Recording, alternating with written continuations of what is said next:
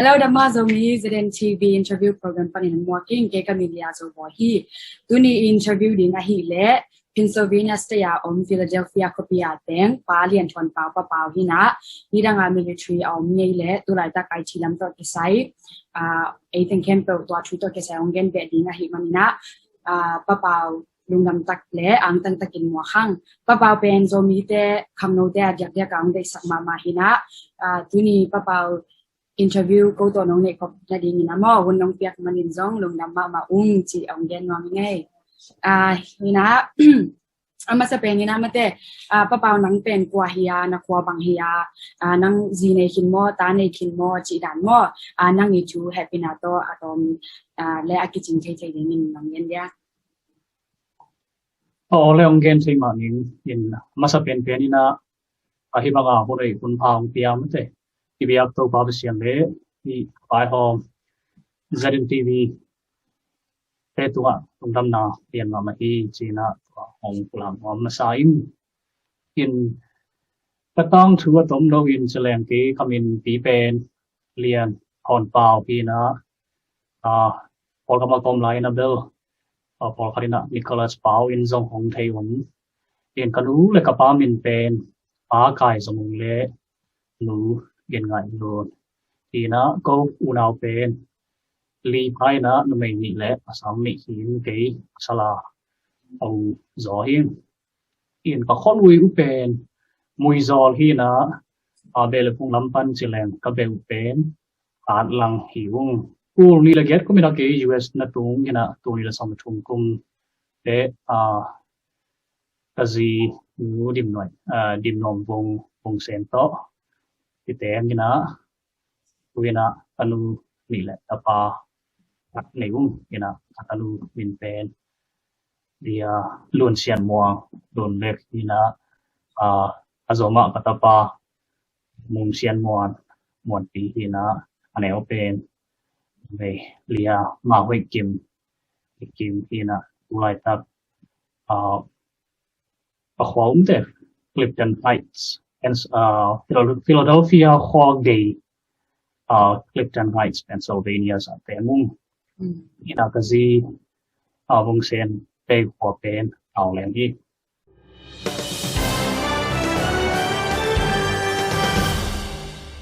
lung na me nang kolgama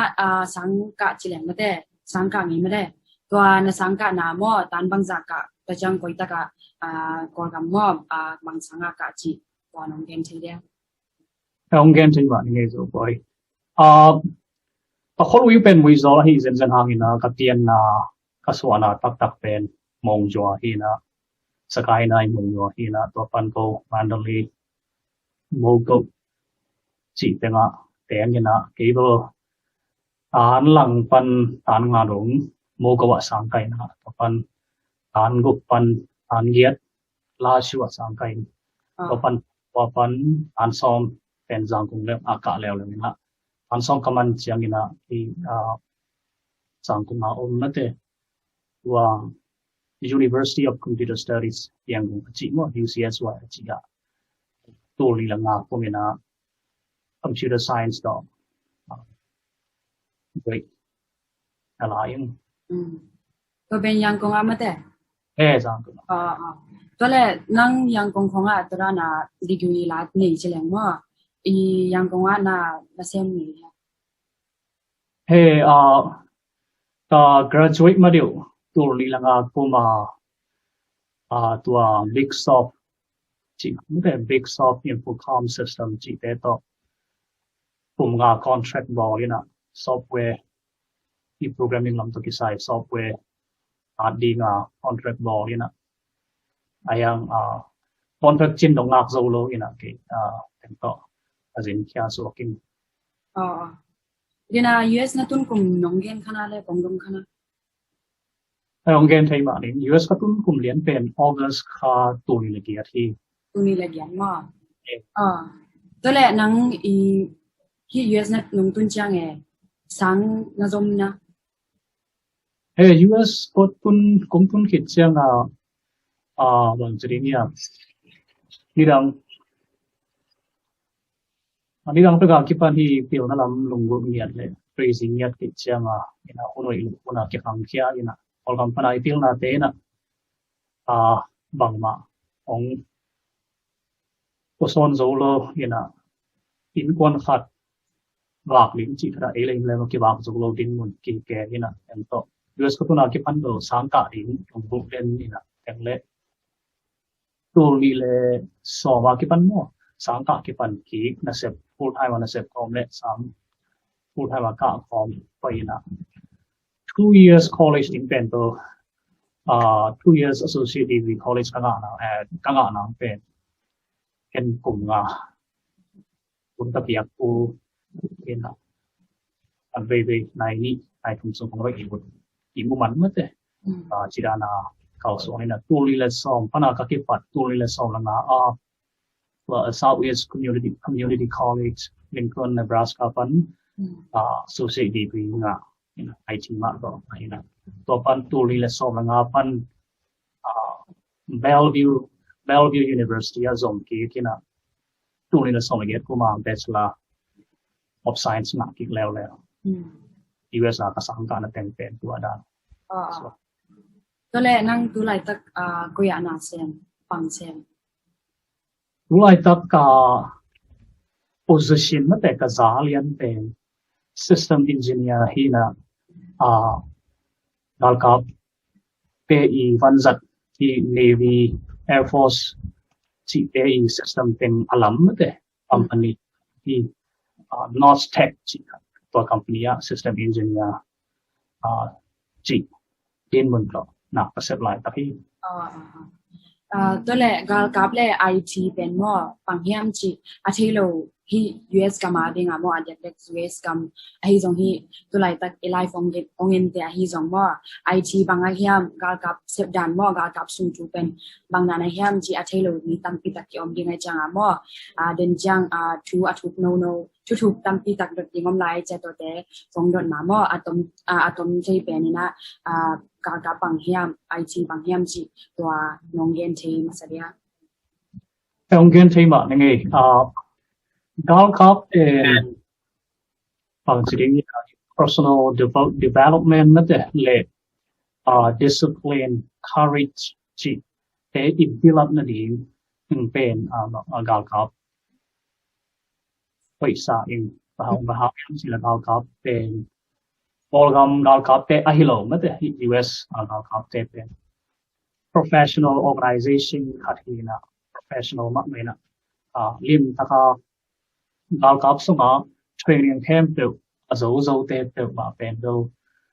anun tang na a civilian life azong te anun tang na zong wal zu pel ma hi chi pen ke I experience tum ton pana kamu kian hi ken IT level pen information technology level pen adiak yak tu hun bang siang Ông hay bởi ít thích được ông chỉ mai đi tiền IT hiện là dùng ama version cái dùng ông hàng đầu tết cái kia nào tuần bằng tiền học computing cái gì mà thế virtualization này dùng chỉ là sáng cả những cái phần dùng tu cùng điều được tu cùng semua sáng cả cái phần tế bằng tiền computer mà cái phần sáng cả vì cái phần chỉ còn hiện là IT tech mà thế học cái sai thế cái khale hàng tiền đâu isa kai lo din vậy cho nên là bằng chữ này cái này chỉ là na self discipline le mà thế anh xem thế to thì check lắm thì takin quý bún takin kan cái dục lên tiền đâu đi mau khát chết tiệp cái dòng đi sung bằng dòng tham ngũ tiền phép được đi mau khát chết tiền đâu đi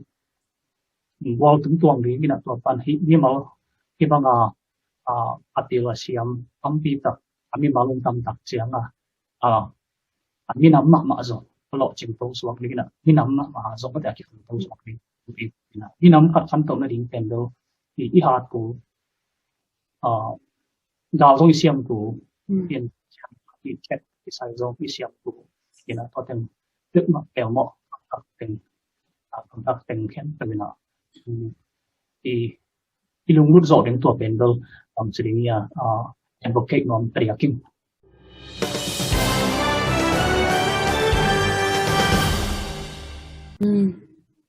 hi military sunga nalut sungmo na sep sung pen pangkum phong hi dinga dal ka katum pen tu mi le som la khat November kha hi tu le tum mi le tu le som la khat tu le ki hai tu le som la khat November kha som la khat ni na ki dal kap song english ina kum gok sung sem so kin to pan reserve kum ni chi pen to ki bom dai kum ge kin tu le som kwa liana honorable discharge mate wanga to chang nang pen mo hirana tu lai tak bang ajak ja ga hiran ai Zomi sunga mo khangno te adinga khangno te nang de sak mo to akizuya pen hi le tu lai tak khangno te Zomi be ka hi lo mo mun tom gam to ma mi hing khat hi nak le khangno khat hi nak le pen ka mai lama bang sem di chi pen kilung hi mo den ai mo mi khat hing khat hi nak le to pen kilung hi mo den ina to pen tu nang bang na khang no lai hi jong hi tang nong tun chang ai jong mo gal ka pen sem ngom gal kap sunga tum ngom gal ka pi thu thei be nok chi dang khong e na thei na chi mai ni o hi pen ka sem nok khat le ka u nok khat hi pen ke ya ding ina hoi hi chi da na gal kap sunga na lut ngom na ding mo I bang ni nong lun ham sak to ki chang gal kap sunga tun bang hi le adyak te ka Zomi te sunga nu le pa te I ong lung hi mo pen hi le gal kap sunga tum le chin nang anung bak zo diam chi dang hi pa pa mo to ran hi na to ran khong I tun to lai ta ka lai fa ong in te in jong mo thei a thei ngom po khat ki om ding ai chang nang to pen bang chi don ding mo nu le pa ten to ran dot nang don ong dot chang mo bang chi don ding to ki te nang pen nang a ding o hi ka pen mo ke I ma bana ke sep no pi chi dana adang pen banga lung hi mo se lo mo hi pen tum ni chi dana na khen sat ngam na chi dane to te gel nong gen thai dia ngen thi ba ngai zo boy masa pen ina a calling ngen no masai mo to calling ngen san ni ke tung ya na ong bang chi dana ong suwa pi am chi kha masa pen in dole la ka kam dol ke ya u non no hang yam chi le kol kam dal ka pen tu king phe pi lo ang tong pe ka ki pan mate ang masa te ba ai le masala hun ya ma su sile na sen pa bi hun ule wen hun pan ki pan to na wa ta na a chi pen khem to pen ka ka bi be so pen mo ina tua ka te pe ma pen un ko te sunga hi ba nga dal ka te ta chian na sering tangible mate aki muzia ja pat hi na ang tong pe ka ki bani mo tong gam teng khem pe ti zo gam ki ta sian gam khong ka ching gam khong te ka pe ki da na gam ta na teng pe so te pe pia ma gam ta hin ko song ho lut nu mei pa sao chi om lo ai khem ang san mang aban te ko sak chi khong le ni na ka pe mai aban ap wok zo ul ham tang chi da lin mo hi naตัว experience ที่คำเชียอินเราครับดูอากิว non ที่เขาลงมาสเปนไอ้ห้างUS ญี่ปุ่นตักเชียงอิมิดองที่ของแกอิมิดองที่ของแกโอ้เราครับจีบไปที่ได้มันทำนะเราครับอินะอามีปีเตเราดูสักดำทรงว่าเป็นข้าวแล้วลงต่อยมันในหมู่เราครับไอ้ห้างเราเต็มก้อนอีกเลยอันนั้นต่างหากเดียวเชียken bai om khut bai om ram bai mate ake pakhia te ko na ke de tak cha pe to pi sa lo mi pi ari ba ding khia chi to pi sa lo ya to chang ki ma so pe a ho pi tui pi chi ha zo pi lo ba nga ong he pi dal kap te bol siet a thong mi pi te ong he pi na ki ba nga ram lo ma ong kwit tak cha nga pe ken ba sem ki zo ring chi ha mate ki ba nga ke to nga a hoi ma gam khat adinga ken bang pekek ik zo ring chi wa ai sun kha na tua ai sun kha na tung ton pana okay ama ading in zong ken na ka tu ma mate aga ke do pi thei din ta hi le ong khau u le ong mon u le un ma ni nge chi tua na ma kha calling la pe ta ai yang to bek to tiang lo le na man ni pen ang ku siam ke ki yang tang tu u ke chiang US song US tang tu song tan nge ye na te tan ni na US pen ama akung pi a constitution la system a hoi ma be hi ina ami khem do wei na yi tuan lo na yi tuan lo ina a constitution le a US i pai ja zong pen hi ei Asian mi te ma te Japan ke te na Japan wang ngai le hi mi te pen Japanese te chena ki identify thing na te ki chang US level of pen turana ki chang ki identify thing aswak tan wang mi khem pe avom akang hi thei Asians of hi thei mi khem pe swak ta ka om thi ning dam chi United States of America chi ong pot hiat u hi na ti ina ai ha awun khem pe bang pen ki le ran na ai kinet nyam na ai zong ta te langkai ta ka ki bo xian na tang thu zong om to to choi ni ina to lak pa na hi Japanese American te i tang thu in sok le hang pen to Japan te pen amao tu khan zagiat som bu kim pe ka US ma te hawaya hi sugarcane field chi na ko tu bon an sem ding ang tung kin to first generation te pen amao ang chri nia citizenship chi khong na thể hiện nó kịp lo ina tắm pi tak anun tang nào ham sa in to na second generation te le lo pen lo mau hi ka ma swak ta cha hi US company amao ka mong swak ta ina amao hi ka ma ding a pen anun tang na zong kịp pe chi da na ram pi na loyal team pen khau ma ai ha nga World War II chi na tu ang ka pi na ong tung tak cha na tu khan sa ko som di le khat ko December khan is in era ki Japanese pen the Japan pen Malaysia kan chi Pearl Harbor ong attack tak chang na pen koi na tam pi tak tiang ina US ngama generation ni bang ong thin ma te ki Japanese pen tu pen man gai ina in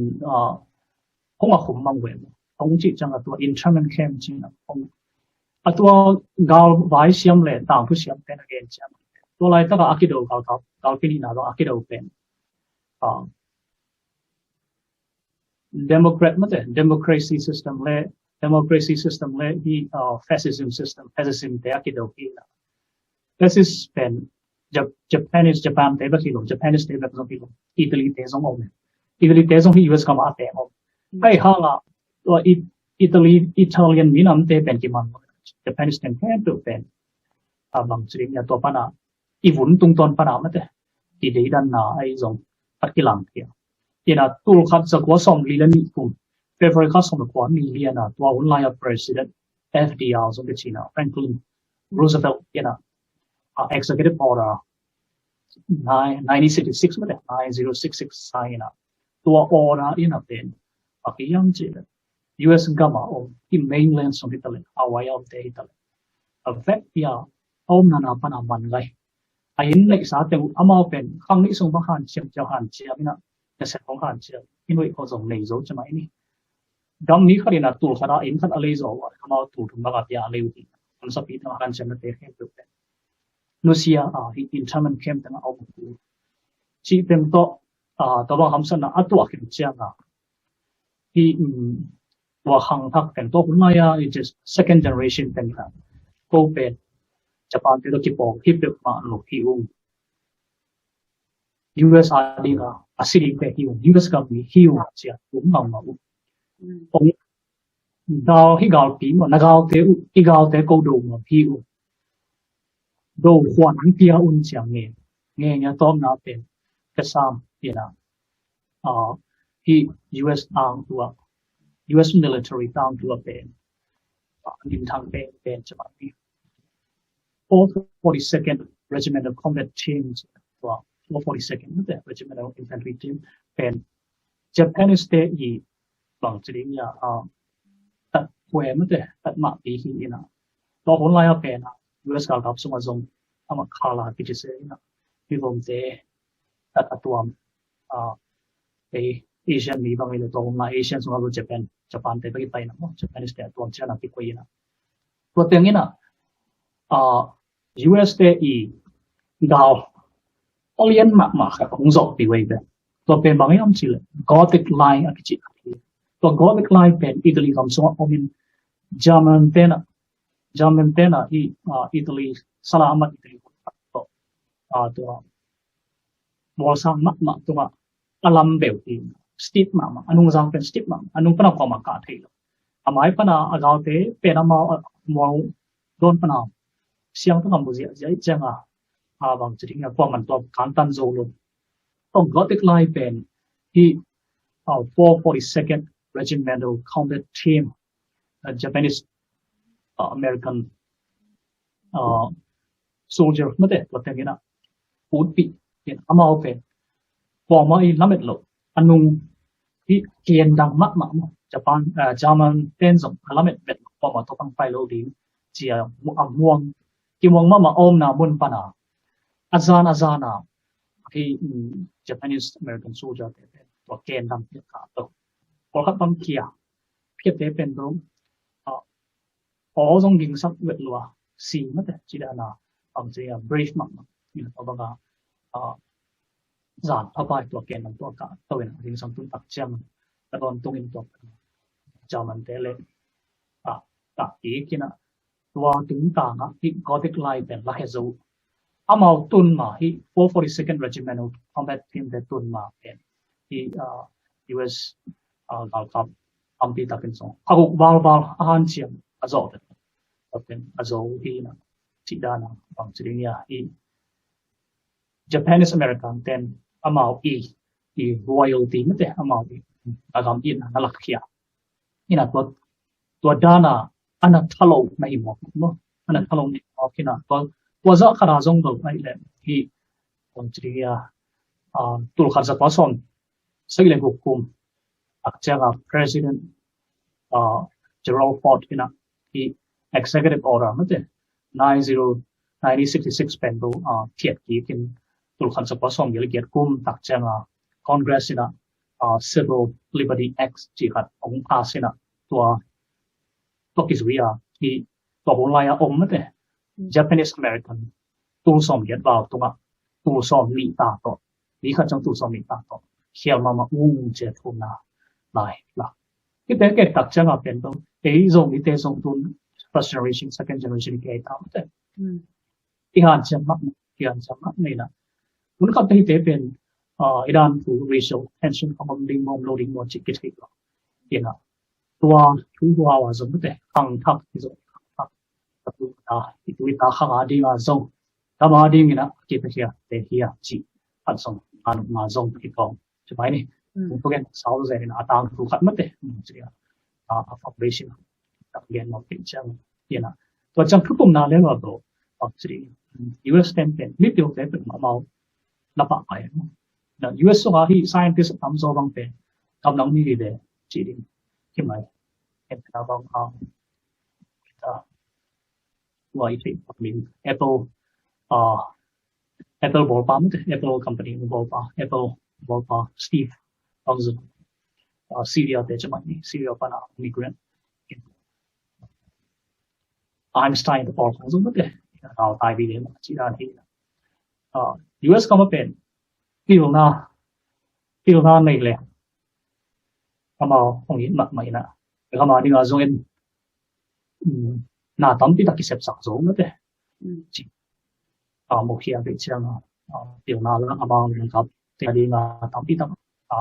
คุณอาเปียจีเป็นกระถิ่นตัดจังนั่นเองที่นั่นที่ทุ่งเป็นต่อมาสเปนเป็นบ่คุณพี่ตัวคุณลำตัวกินเนาะคุณอีกนะบ่อีกครั้งทักเปียดิ้งนั่นเองอีกครั้งดิ้งUS กุมปีอาดิ้งนะโน้หูนาเบกุอันนี้เนี่ยฮิกงมั้งเถอะโอ้ส่งเข้ามาเนี่ยคิดไปแค่เตะหิวโอ้ส่งมีเตะเป็นโน้หูนาเบกุอันนี้ฮิโลหิวแล้วเข้ามาเนี่ยคิดไปแค่เตะหิวจีน่าดอกมาเล็บน้ำมันต้มมาโอ้ส่งมีเตะเป็นจริงเนี่ยเปลี่ยนนาโตเปลี่ยนนาลงกุลเปลี่ยนนาโตกำอัปปอนเตะหิวจีทุกคนที่ตัวจากตัวเต็มทุ่มตลาดเขียนนาเละเป็นมากตักปีสัมนาที่จีนตัวเต็มเงินว่าไม่เงี้ยกี่ก็คอลิมั้งแต่เนี่ยนะต้นZomi nu le pa te bangena o han ni mo mate al khap tum lang to ki bam lu ding mo ki bam tu lo ding ba yam si la gal kap so a khasum pen chỉ riêng ya asa to bal ki sai na mate ai det a pe su ne khasum pen khổ sao suốt cái bằng cái đó chỉ là in nãy xếp company có nãy xếp đặc trưng à hoặc là số những anh tung toàn phần nào ý dẫn đến tam pi ôm này hiện tại nào mà imotoman pi mẹ này dùng insurance mất đấy đặc trưng hiện nay tuy nó là cái phần yêu nào đôi khi là ina ít chậm bằng mặt chân non đó có số những đặc trưng à bên tôi tin thêm được boy của lúc có bổng nào bị khiến ăn vào khiến mất đấy medical insurance full ta không bị khiến tôi tin ý có số những thêm được bên ý khô hệ những phần nhiều khi nó cho bên chỉ là phim cảm mong xung lắm sang phần cho lên cho bên basic fee của phần thì là cho phần phim mà basic fee được rồi hiểu cái tên là bằng insert cái input này cái là single insert cái rồi insert mà được sắc chẳng họ nắm tổng thì để dùng language fee chỉ là extra fee mất đấy đó là đặc biệt chẳng cái tên là bằng gal quan bằng cái lệ, gal quan mà giống như và chẳng in quan này để bằng gal quan đặc trưng là family separation fee chỉ có cái việc chỉ có khi nào, à biết bên có cái làm bên số bảo là thằng mà đúng, in có chẳng có đi nó in gal cup chỉ đặc trưng mà gal cup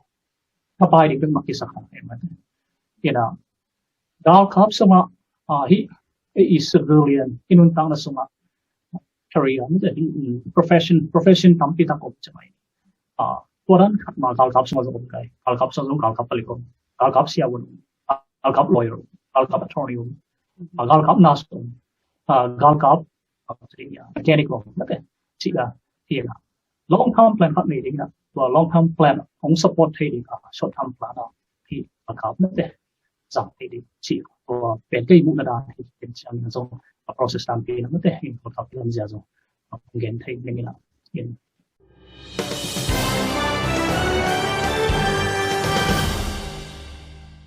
okay lung na mai le to ki chang to hi US sunga mo ga kap te kilam zia le ga kap sunga pen mo phoi chi dan ne amawi sep thai ding amawi za jet asen bang za om chi dan teng khem to mo nong den kim thai dia mungkin kim tema ni so boy trong đó mấy thì good question mà mấy cái ho in US sung up pen al kap sung kilam zia pen hui ma chỉ cái mo nó sẽ pen up in DOD kichi Department of Defense còn nói al kap pen thêm một kiện lắm in Department of Defense pen Secretary of Defense còn nói in a Secretary of Defense của mọi military department in a Secretary of Defense pen President of United States mà thế amu ahun zuya President of United States in a gal kap ahilo mi pi song pat ma mo uniform asiu gal kap ai ngian mi pi song ni pe wa khia in a to penaman Secretary of Defense in DOD Department of Defense pen akilam na tungton bang ay National Security Act of 1947 china to tungton pa akilam hi na atunglam abul ni nga War Department china hi lam changa Defense Department of Defense DOD yang like it in then I see that President could nói Secretary of Defense Papen gal kapilo ni tima Secretary of Defense nói Department Pitung Papen the Department of the Army mo Pachang the Department of the Air Force Pachang the Department of the Navy Papen military department Pitung in a military department pen makaidi service secretary china Army Secretary the Secretary of the Army at all. The Secretary of the Navy at all. The Secretary of the Air Force at all. He bezong pen will ga kilo. In such President Waya, Secretary of Defense, Secretary of Defense Waya, Military Department,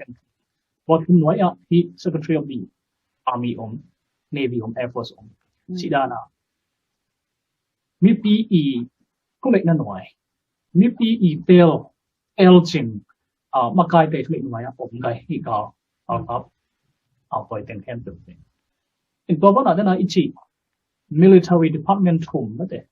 Wa department waya service branches branches thing. Branches go dia nga hi no. Tun go Voting pen Army, Air Force, Navy,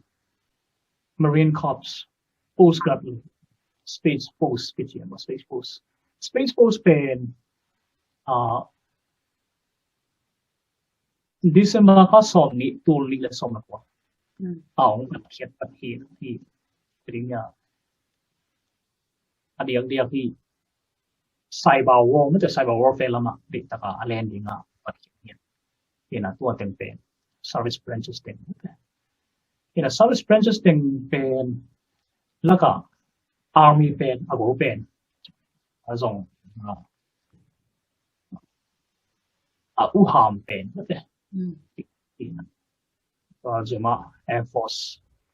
Chang Navy Marine Corps the Coast Guard ten so then he service secretaries mate Army Secretary, Navy Secretary, Air Force Secretary, then why Hong Tun Tak Chiang Chief of Staff kanina alkateng makaita. He will kakita ini Army bang le Army and 4-star General Army Chief of Staff and 4-star General comment makai mo makai the Army Chief of Staff 4-star General in then Secretary of the Army tunga work report dia sida tuaran ma Air Force Chief of Staff inzo Air Force makai itu kamu ini in Air Force Chief of Staff pendo Air Force sunga Azalian pen Atel hi Army dana 4-star General Lian Thawn Pau ken satna lo nei yan lo Air Force Chief of Staff in some pendo Secretary of the Air Force tunga dia sila kilam siap pendo tunga BP mate civilian makai Navy level tak chiang alien pen kichiyam chile Chief of Naval Operations kichi Chief of Naval Operations pen 4-star Admiral kichi mate Kiza pendo Navy sunga amawi asa a lot na Admiral 4-star Admiral makai he Chief of Naval Operations pen the Secretary of the Navy tunga report dia cida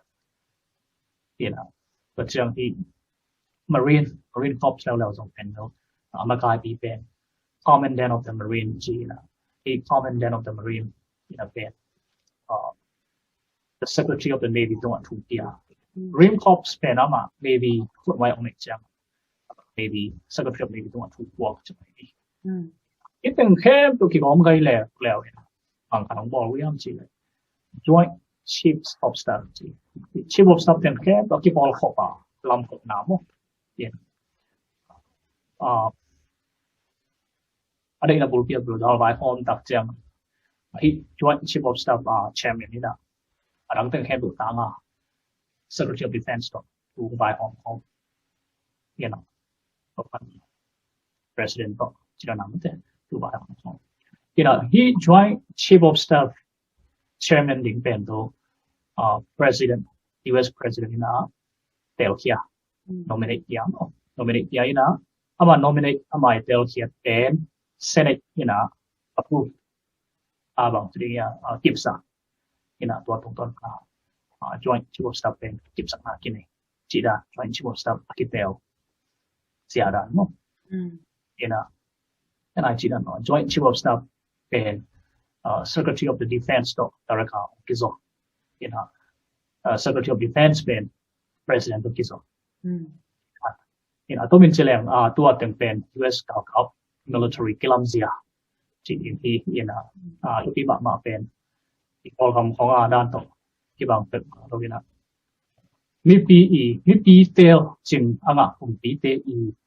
ก็เลยนั่นว่าล้ำกันปั้นเฉลี่ยเราครับเตเป็นตัวมีปีเตองจริงเกมหนึ่งเด็ด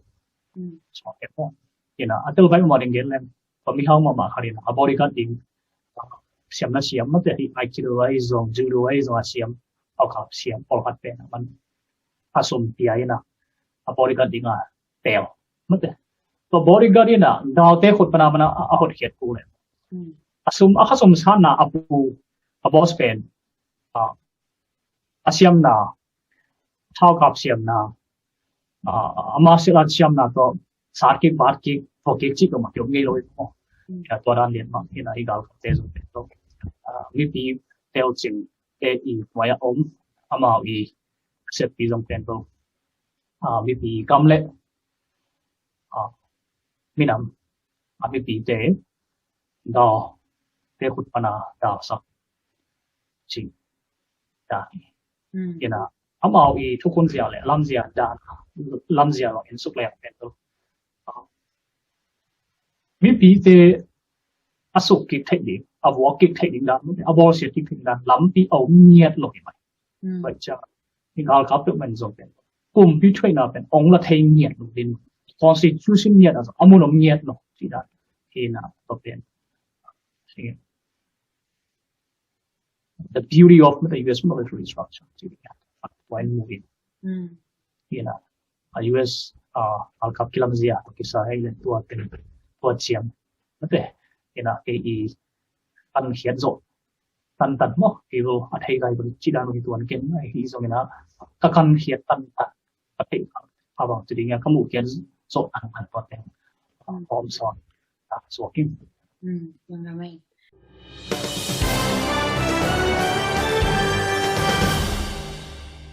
ทีน่ากงดงข้าตำเทโลกงดดิ่งมังอีหลังกิโลตัวนังกากับสงวนลุลายามอนังเป็นNavy มอ Marine มอไอเกลนังเป็นบางกรุ๊ปสงมอบางพอยสงอาปา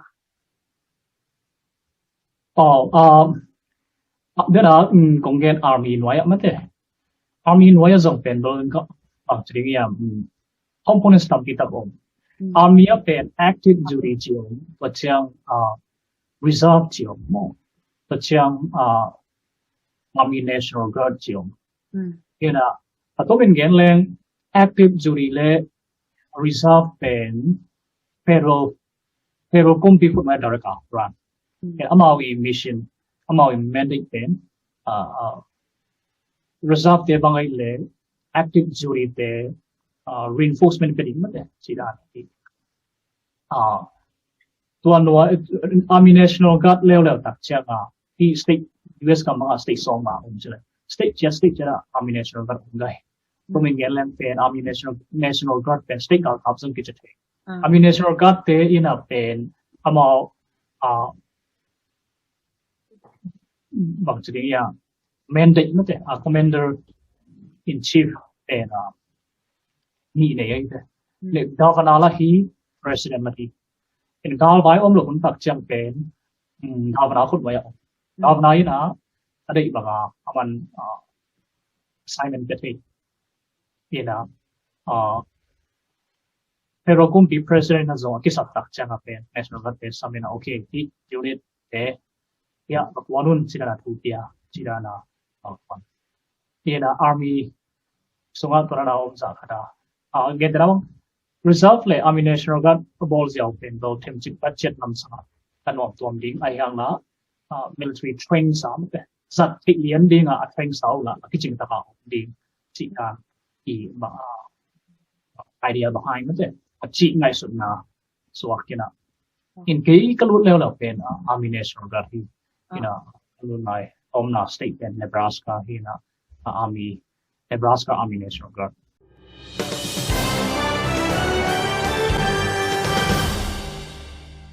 Okay.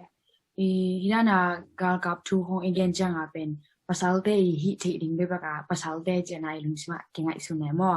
I to ma ingai su song hinawina ahanga tua thulu pen izak nya da le pen pasal te sep thi ding le pasal te be ki hi thi ding kingai sunina tun minam dang te hi le pen amau nume hitale pasal hitale akwa pen gama dinga ki pe khia u chini mo ina ayang ai zomi te tu lai tak pen them khat ilung sim le imuna khat mo thu khat isan dan khat ki hong nai loi changa ga ka pen mi te tampi tak ki ngam nai lo ki ngam nai lo na khang no te jong tun jong gal them khat le ni khong mo alut khong bel omina ayang tu chang mo hi gal kap thu igen changa pen tang zai taka wanga hoi taka mu imuna pen ki hong nai lo chini ki hong nai lo ina tun nang pen tu lai tak zomi sunga mo nume hirana ga kap sunga alut no ma hi jong mo ga ma dinga ki pe kenom te alut ngam nai lo te le nu le paten phal lo chirang om the om kha ka le chini mo dan te khong nang bang dana tha na pe tam hi jong dot na hoi pe mai na me very good question le we hi lo hi gal kha chi pen pasal te I set ding bek mai pe ma pasal te set zo mai pe ma chang pasal khem to I set zo lo hi tuan lo nu mai te I set zo tam pi tak pe pasal te lo ki sem lo chi hi hi bang chi ding ya under two developed countries ya mate aki khang to lo wa kam ke ideology pen do to ma ma zong ki hiao nu mai te pen bang chi ding ya sao te sa ha lo zo a hi zong mate chi da na ama value pen ki ta ki ngai sa het lo wa khat omina to zong pen lo ki kin zong ta ka vei ma khat so mo tu wa khang thak zo in do to kanon lo di in da ga in te lai phong bang mate lai phong bang te bun lai bang priap ba nu mai te pen sang ki ka sak lo chi phong ki ke ai ha nga inu te khut song krai ya piang kia inu te I so ma pe ka inu te gi lo so khakwa ba ki un hi ina na bang khat lim ta ka apil ma te bang chi ya hoi ta ka a khan khen da ding nu pil ki sa nu chim ki sa ma te to apil ling te pe sang ki ka sak lo mo ki tai cha nga a khang ta mi tak so I feel that ki pil lo che cha mai so te ben tam zon na ki se po ki se to ideology pen hi lama zong ke chang to pa naw kilum let ke chma hi US te lo pen ga ka pen nu mai pasal ko ma khem pre set zo set na set pat so ke mo dana ka chi dana ka itum tak cha na wel ai le amat khat dal gal ka kha di thích điểm phu nó sẽ gal vái to ki sai tum gal au ka da thao phèo da quả kiến đàn bằng chỉ quả điểm chỉ họ mất rồi hiện tổ phần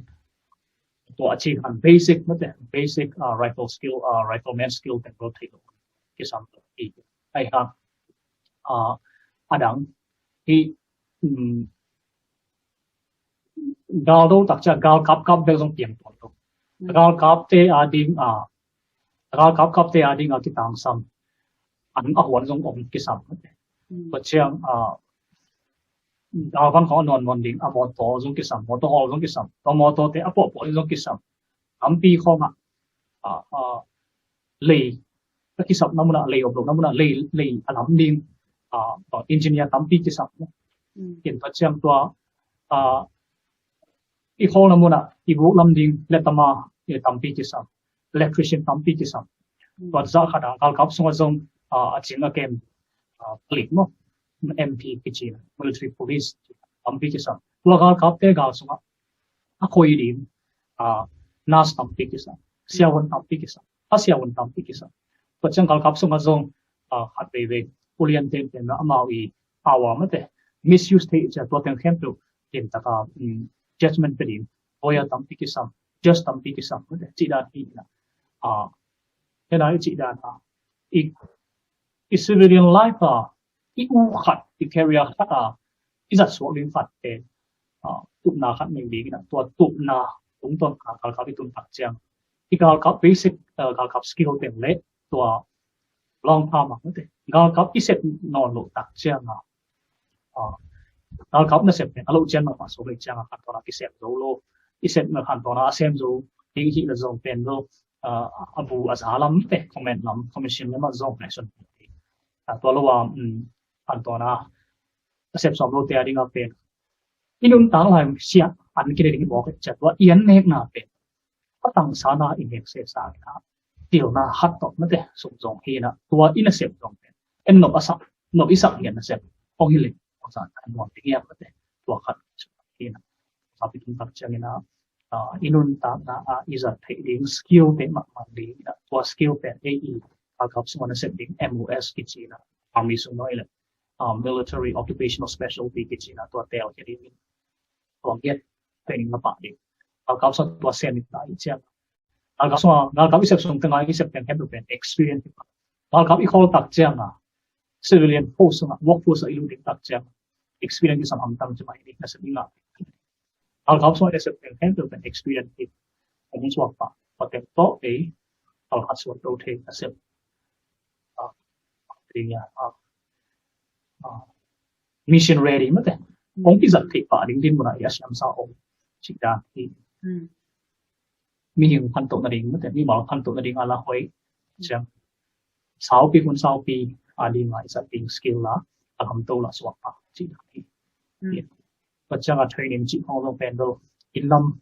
การกับ training ด้านน่ะที่สอนเขาบอกเราโอเค training เกี่ยวกับอันลิมอันนั้นมีเพียงเก็บยาหมดไอ้ยังผมตัวกิจการตอนนี้จากที่ในมันรู้เลยเห็นแต่เราไม่ได้หนีสมบัติไม่ได้จีนของมันเลยเห็นเขาทำความในคนได้เก็บตักเจ้าแต่ของจริงเจ้าเนี่ยที่ในมันรู้ไอ้ยังอันเดียวลิมพอมันลิมดีเลยมั้งเห็นนะที่เรากับ training เขาจะเป็นโดหามสัตว์มาหังที่จะลงในเปิดมาเนาะเห็นนะก็จะไอ้ training พวกนั้นที่ปันส่งผสมสางเก่งจิตของที่จิมก็ต่อถ้าบอกลิงบางอย่างส่วนแรงเป็นจิม membership สมิธยาคูเห็นนะไอ้กูไรส่งจิมโลอีกคนขัดอีกอย่างกูไม่ใช่ตัวเป็นการขับส่งเป็นตัวเป็นแค่ตัวอาบาลหัวอีโบโลขาดมานะผสมสางอะไรจีดันสวกอันนี้มวยกี่วันเนี่ยตัว training ไว้ในเกียร์น่ะแหละที่นั่นตัวบาง high school มันคิดสาธิตชินิมอ high school มันคิดในฮิซอง college มันคิดในฮิซองมอกับอาลูดิ้งแต่ใช่ไหมนี่ตัวเป็นอามาอีบาง degree ของกิสัมมออาฮิเกเลเสียมนามอ skills อากิสับของภาษามอตัวกับส่งอาลูเทนนั่นเองว่าอาฮิเกเลอามาลูดิ้งจีเข็นตัดคิดจ้างtraining ปีปะจีดันบางนั่นนะตัวที่ส่งโดดหน้าไปเป็นไปที่ส่งเนี่ยนะตอนกับอิลูดิ้งตักเชียงมั้งแต่อิลูดิ้งตักเชียงdocuments requirement จีนะมาสเป็นโดUS กัมมีที่เกี่ยวเลยgreen card อีกกูเนาะจะเรียก permanent resident อีกคำตั้งกูแต่บันนี้ social security ตัวอีกคำตั้งกูมั้งแต่ปัจจัยdriver license จีเตกิสัมเนี่ยนะจีเนชินสองเลชินเตบังไอ้เลย marriage license เช่นdependence จีนะมั้งแต่อาบังหลานนี่ตัวเตเทียนเติมขึ้นหลักกูปัจจัยที่ environment mortgage อะไรเกี่ยวกับ lease มั้งแต่เนี่ยนะปัจจัยที่สัมเป็นadult high school diploma เจียงที่นะ high school diploma อันนี้มันโลอันนี้เขาเรียนอะไรเลย GED ไอ้ที่อะไร college diploma มั้งแต่ไอ้ที่อะไร college credit ต้องเป็นสองทุ่มจีน่ะกี่สองสักอีนั่นนะอีจี lease มั้งแต่ตัว rent agreement ตัว lease แล้วเป็นอีข้าสมองสวกเป็นเอาเข้าไปตุ้นตักจังตัวต่างดิ่งสมองเป็นอีน่ะเห็นแต่ละบางลมตามปีตับวังไม่ได้เอามาเทเขาเรา single hi na in sa pong chi na chal chal single hi dân ha nga lease du la pa pang ka ki ro khom de na in sa bi sa tia in chi agreement na khat main ki la ten tal ka wat kum so nga in sa man lo nga pa ding so ke chang nga yen a ha sum bang tu thu mai de in sa man kan tu ni ma tu nga ba sa pa so chi kan in chi pa ina tua teng ki sam ti pen educational pen bang ki sam high school diploma ai ki la GED ai ki la college credit for hat no ki sam pachang gam mi hi na lew pen gam mi hi ki ale US citizen hi ki ale permanent resident green card in ko yang le background check pen do tua criminal record china DUI zong khat de long kai sak the traffic ticket ki pan DUI ten long na de to te in ei khak le qualify lo et the so ina nai lo lam to ki sai ki sam pi ten tua te mo ke tua ki tak chang a process le pen maps china mai long form le the military entrance processing station china tua bang ching ya not ni hi ko mo hot pen test na but test pen SWAB test lai science maths mate and set no tua test if you get jam physical test it won't be chim na hen tu mate leng to ong bel chim ni bel na to sa asma nei phong atom nei mate to te and it qualifies or low take but ani de mo chi ta e tua SWAB test to ki so bena na chi al kap so na set te hen tu mo tua score tung ton ana I set I bel pe qualify lo mo chi ong I bel ke le get bang bang chi ya 25 bravo china bang ke na set mi chama information technology bang ai le science column pen psychology ma ko chi da ma de to chama average score le pe bang I ten hem to I na kap training lim ma de ilu technical average score level SWAB score china to score level high school diploma te I le som phum le chi khong pa kinga so phum nga changa tu yang pen pass dance wa kem mo ai ha GED to ilu le ai ki le college credit to ilu le pen atom pen so nai nga so ai nga kia le bang chi ya untrainable ma de chi na pass sak lo to inga ang pi sak ki in training site level pen army ibang army so he's a okay changa army training site ibang hile Georgia Fort Benning chi Georgia to chang Fort Jackson chi South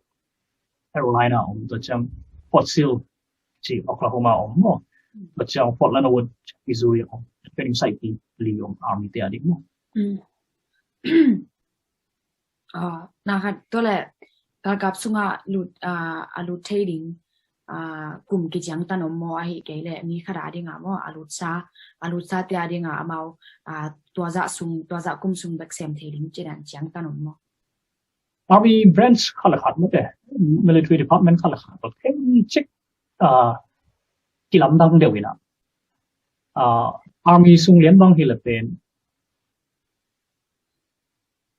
kum som thula nga kum som kum gup chang mo ki nga po ket som lia alu zo me som lia du mai den ai chi test kan ken to physical test chiram nam to ki sai test kan ken pass hi to le kum som li te le lo tak chang balai waiver ki chi ya ayu khan saran ma te pen ku chi amai age bracket ni bo kum som le sagi pan kum som li ti ka so ka du te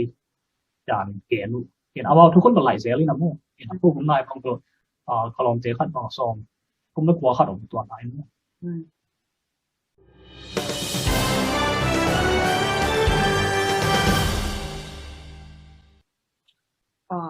ตัวแหละตัวนังกับสุงะมอนะออนไลน์นะเซปไลน์จีนี่นางอาดิงฮักษานะสักเป็นมอฮักษานะสักเป็นบางเฮียตัวคิดแต่ตัวฮักษานะเป็นมอนังบางจีนะovercome โจเทนอกโจเทตัวจีน้องเรียนเทได้เรียนเทมาได้ไงเห็นcái hấm sắt nào leo leo bên lắm đại leo bên cái nóng cái này vừa sang cái tụi bỏ cái chăng mang bao bên simple mà mày là simple ít ra dùng polite là liền cái là cao xong leo leo bên mà ông cast nó cái bằng chữ gì à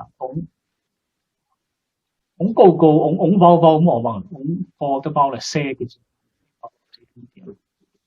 in Zomi tuan hollow ina ai ha na mentally top ding ang training chiang training sai tuan ma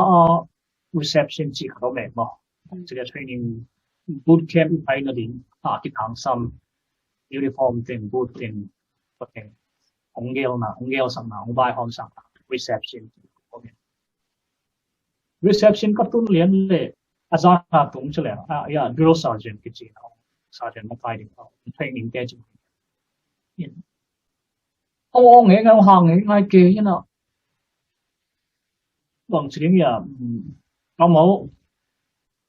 cái hệ cha ý dẫn với cầm máu với vòng bảo kẻ quẻ bỏ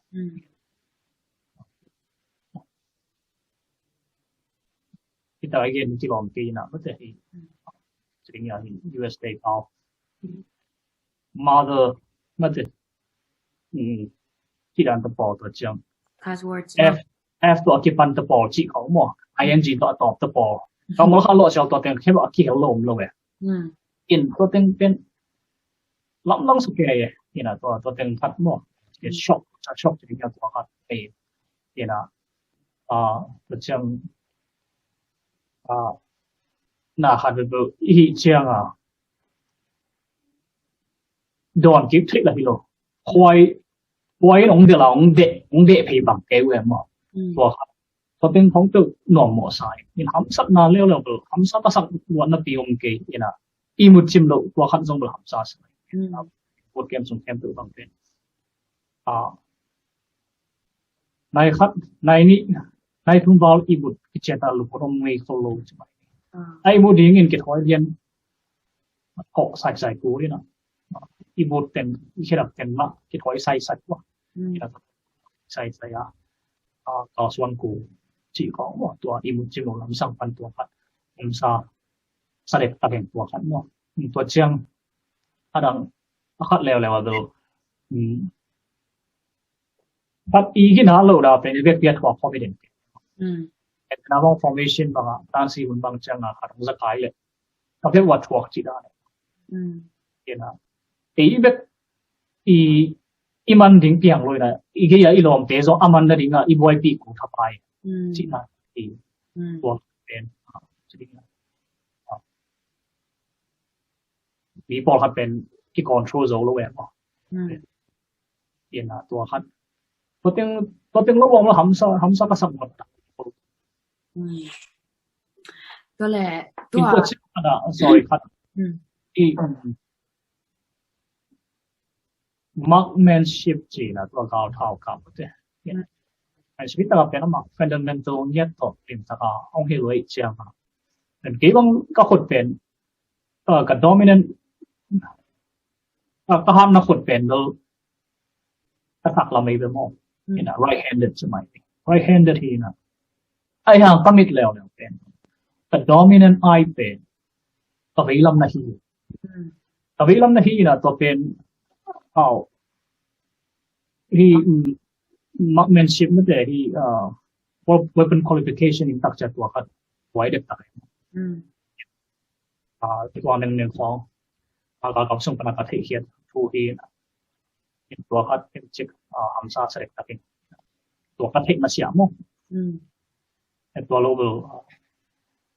มันซากสักหัวรุ่งเกมหางยันชีเลยที่สร้างหำซาสอดทำปีตักส่งพอลำพองพนาส่งเก็บเขียนสวมเชียงอ่ะมั้งเรียนบางอย่างตัวada ketua satu deh ok chiang phát tệ cả chiang tiền ẩm sa đi ngay phiêu rồi là ẩm sa sẽ khổ kỳ điều đấyตัวแหละที่ตัว training มั่วฮักษณะเตหังอาฮิซงอ่ะมั่วที่กากับสุงลิมลิมานั่งนี่นักเกลนะหังอาจินีนับปาขังนะหังนังหัมพันนาบางองเปียมั่วปิลนาบางองเปียlesson สวกเวบางองฮิมั่วนังบางหัมพันนางะตัวกิจังนังฮีตัว training เต็งเข้มเปนักเกลนะเต็งเข้มเปน experience เต็งเข้มเปหังมาอินจักตูรงตักมั่วตูรงเจียงหัมพันนาใน daily life นั่นนุ่นต่างนะบางเจ้านิสิมานั่นนุ่นต่างนะนักส่วนนะกี่ปันมั่วบางดานาองคังโตสักตัวน้องเกนใจเดียองเกนใจบ้านยังไงเห็นที่กาลกับสุ่มปัดกสินขาดมั้งเถอะดูรงเชียมรงกาลกับก็มันเชียมมั้งเถอะฮอลเชียมดูรงเชียมรงก็จัดไถ่สวงตั้มปีตะผมbenefit มั้งเถอะ benefitปีนับตัวละพันเป็นน้อยจริงเลยโอ้กับสงฆ์ the soldier create จีเด่นจังไหมนี่ว่าสงฆ์ทำขัดเอาแม่มอง will never accept defeat จีมาพูด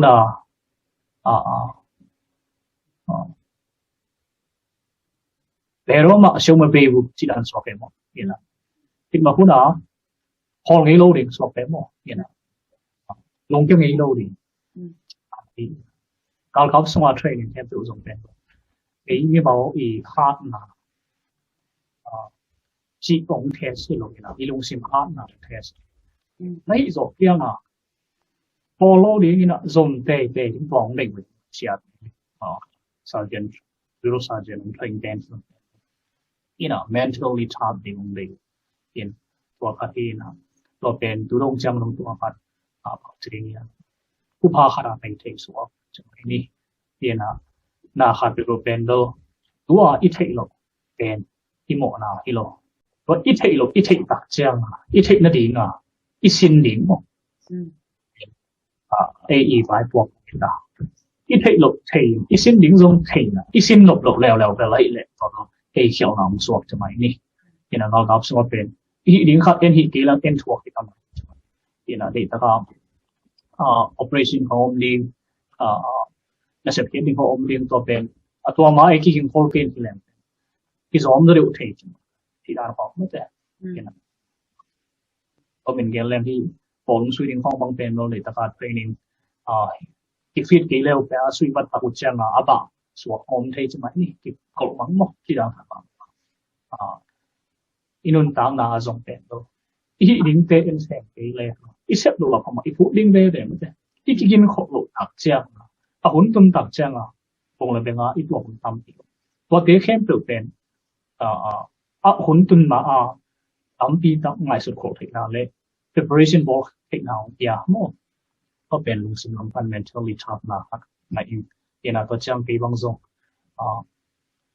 มีเตะด้านอาทิตย์ละเชียงกิโลอีน่าทำเป้าหมกเป้าของส่งเป็นโดนี่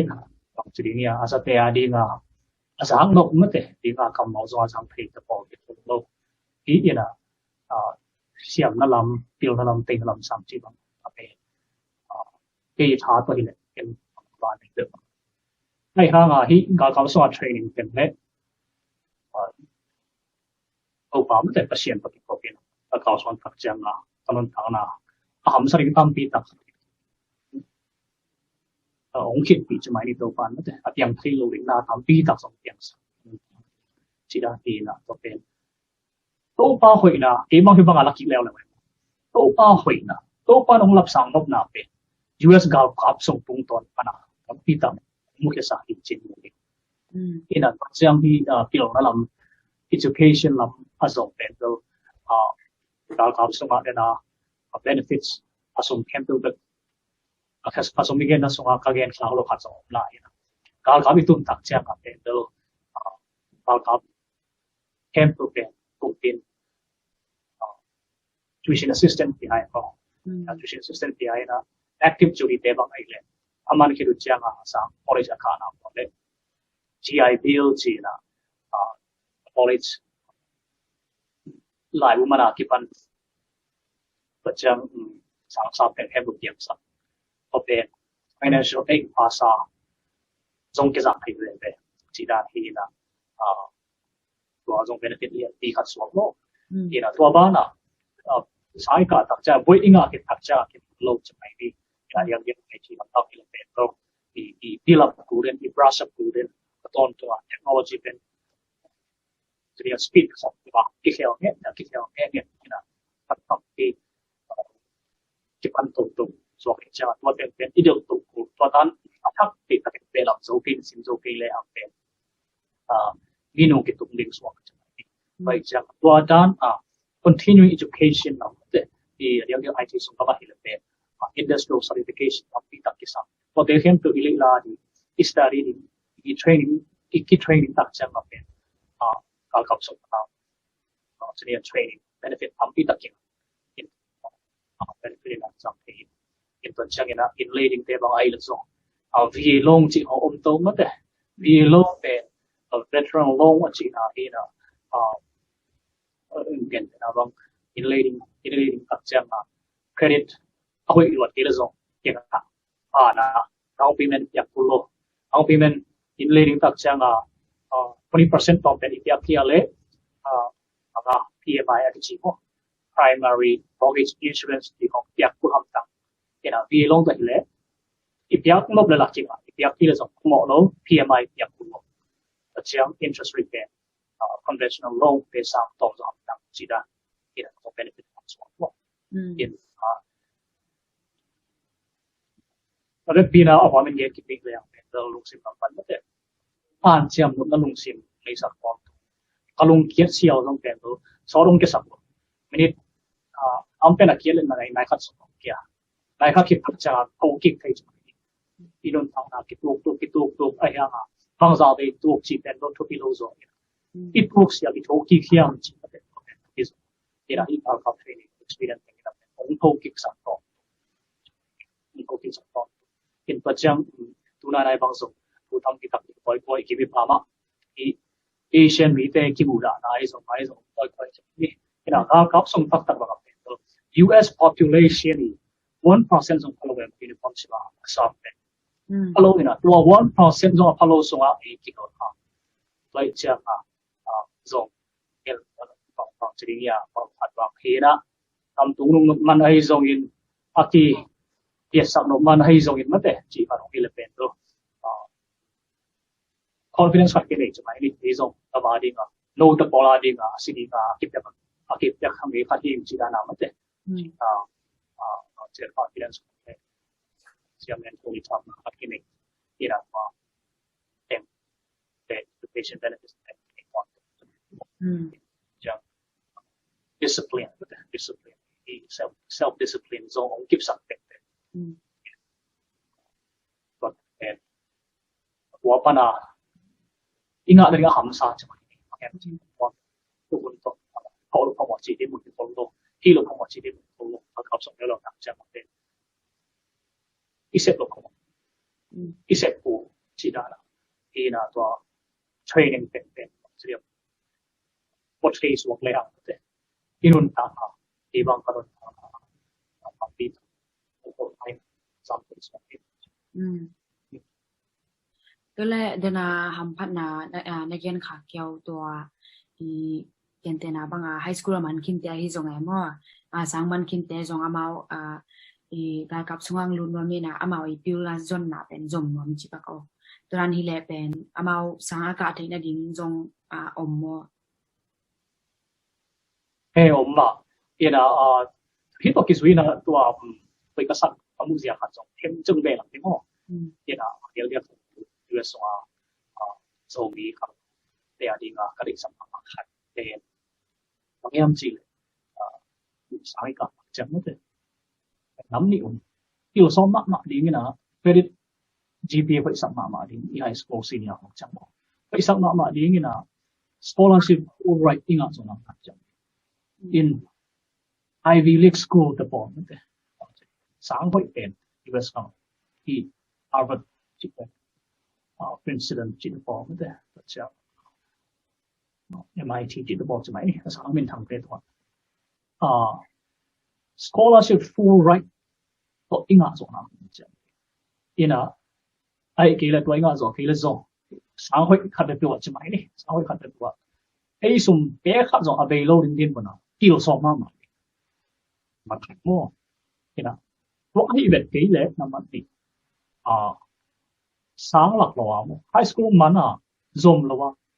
i i ki mi pa ma ma te khang khat ke first generation o the pol thei lo pau thei lo ong tung te i pau ki sam lo khong muna ma te sep en pa mai sam it chang a ngau ko the pol lo pen ga khap tum di tun de na nong dot pen ngen tan ni ngo ina đó có hấp song pen mà đến đây chỉ là nào gặp pen army bây giờ như tuần lo navy marine or nothing but air force thì là lo ama gặp bị kilam gì à ama bị vài quốc dân kilam đang hiện chăng à lo song chính là đi occupation mất đấy nó sẽ cái điều đó có không kilam đang ai hang ai u khát ở cái này thì pen tu tiên hi le hang pen dal gap isep sung teng zonga saki ka the ken tena bang result le army national guard bang pen ama training ti man tak changa sahat phong pe pong ana training kwan ku to pen is unit to ke sai na e unit pen avoid phade unit bang ai to zin thapai ku lit na te to chang hi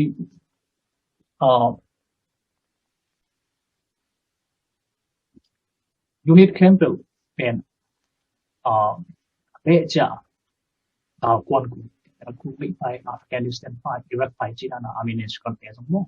thì là tôi này phải của tôi ít phải rồi cũng sung pen camp pen sáng thì là yêu sáng một college cái giống tôi college cái giống chang nên là ít chỉ GI bill mo GI bill pen sáng full time mà ít cả lệ sung ô cũng lại bằng là sẽ thum less form bookก็สมมติว่าสมเสกของปีจะเป็น semester ขัดจังกี่ส่วนขัดภาษีอีสังกัดคนส่งเป็นของปีจะเป็น GI บูอีน่ะสังสาบส่งเป็นโดของปีสักเห็นแต่นะว่าภาษาอิงะเล่คอมพิวเตอร์อิงะงอมเล่หังเป็นสังสาบสังว่าจะอีจังตัวเป็นอีแค่สมส่วนกิจไม่ดีอีนี่จะอีสมส่วนเป็นตัวเป็นก็เป็นเงี้ยเลย free education เลยเอาตอบส่งอีกสักหน่าหัวอิงะ benefit พอเขาย้ำเสียที่ US กลุ่มปีนะเป็นเราตอบได้เป็น appeal เรื่องเด็กก็เรื่องที่เราทำได้การต่อสู้ที่น่ะจะห้ามลิงบางจังเป็นตัวอีสังกัดเป็น appeal นะที่เราบุกป่วยไปนะมั้งเนี่ยด้วยจังที่ US ก็มาปีหลังนั้นเลยหรออามาใครกับบุมาใครจะอุ่นเป็นมาเนาะอาบุลำบังคอมมิชชั่นลำบังไปดีเลยเป็นกับบุบอกฮัดมั้งsecond lieutenant สักเป็นตอนเป็น bachelor degree ขนาดไหนกูจิตนะเป็นข้าน้องตัวปอ general ตัวปอของเรา PhD MBA บางอันนี้อะไรจิตนั้นมั้งที่อีน่ะพอไปทำโหลดกับสมัคร enlisted soldier เจนนะที่อันเอาต่างส่งปัญหาส่ง NCO กิจ sergeant สาปัญหาคิดเป็น NCO กิจจังที่NCOE long form เป็น non commission officer กิจมั้ง commission 都係落喺啊 officer 嗰啲咩？你啱啱好做เป็น都諗咗 bachelor 嘅呢啲嘅 software 啲上班都幾細個嚟咧national guard 幫佢咧上班咁睇，或者 air force 幫佢做เป็น air force unit 啲做乜？air force 上個名 air force 上個名 IT 諗到嗰地方 air force 幫佢做เป็น喂乜 air force 幫啊，accept 做เป็น嗰種上班咁睇 degree 啦experience work experience 啦，是但，其實合數啦上個。Air Force pana kung puswak na dito mga IT lama so quick na ke pansok ke sila sa Navy song to mga Navy active Navy pero mo tuyo ito nga tamso pag tompen pabukon at siyang show mo te kan kan kontak siyang pabukin ina to sung dang hemo sang ka kung te ina online sa ai zong mo te sila yin na chi ka bi tum sung dang hem to pe in ilong lut na ilungu na ne ilungu za cáiสิ่งตัวตัวที่จิตต่อของกินของนี่ลงมาไม่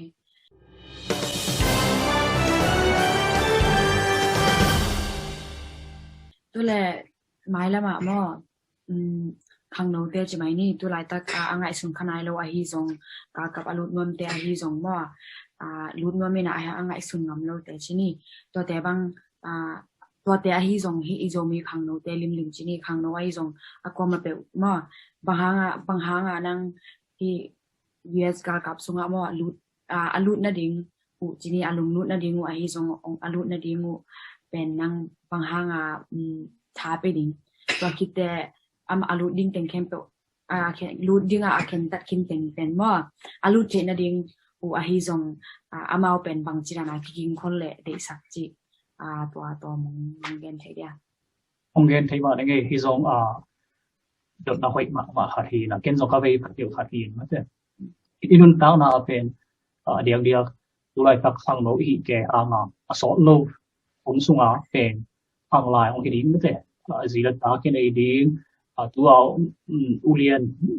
อินุปาเตอิบุนสันไอมันอร่อยนี่กิตาอินุนตั้งนาขัดเป็นสัมภาระกิมันโลกนี่เองนะคำตั้มปีตักดิ้งไงส่วนคนละ long term plan พัฒนาของดิ้งมาสักเป็นต่อไปสายเห็นตัว long term plan ที่ตุบน้ำนั่นเองตุบน้ำในกี่เรื่องเป็นตุบน้ำส่งกินอีกตัวนึงเป็นมุนาบางมั่วมาสักเป็นตุบน้ำในริมเป็นกี่เรื่องเป็นที่ตุงเวฟเหมือนกันแต่ที่น่ะข้างโน้ที่ US กับส่งZomi ข้างโน้เตะบางเป็นอาเซียนทุกภาคต้องกิจเดียวมากไหมหลายล้ำกิจโสมกิจโสจิตากิจโสจะมันนี่เห็นไม่แต่ว่าอีพิวนาเตเป็นอีสักเหี่ยวหลุดตักเชียง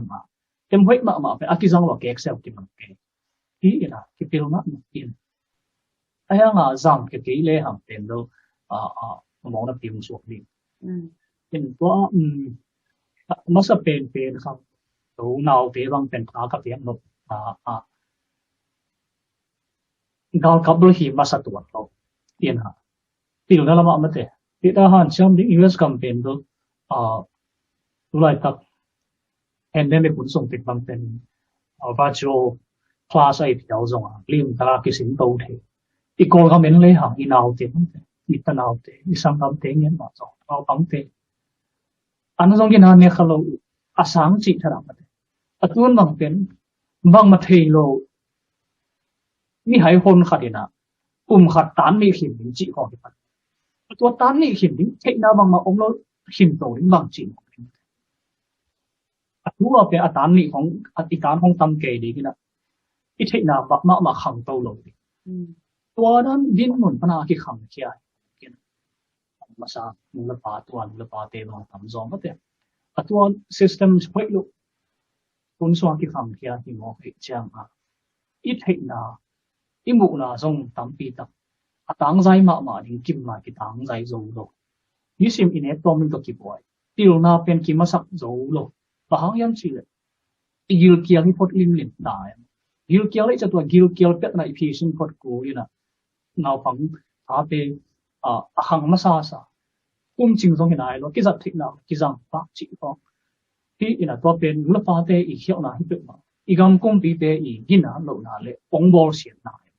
generation นี้ชมบางเป็นเรา XYZ จะมานี่เราเป็นแค่ตัวบางตัวอี victim นะกี่สิ่งสวัสดีนะอีเสพดิ้งพอคำสวรรค์ที่คนเสียที่กี่สิ่งอันนี้เราจะอีเสพเป็นตั้มปีตักอมเนี่ยนะที่สวัสดีตั้งแต่มาเตะฟังโนเตอีทหารมาอีจิดมาสับเป็นอีจิดมาอีทหารนี่นะอีฟิลกูอีเซียมกูมันเตอีเวกูอีเสพกูตาว่าอีเสพโจนั่นดีงาเป็นตัวไม่มาขัดเชื่ออีกิตาเขียมกูตายเพราะที่น่ะ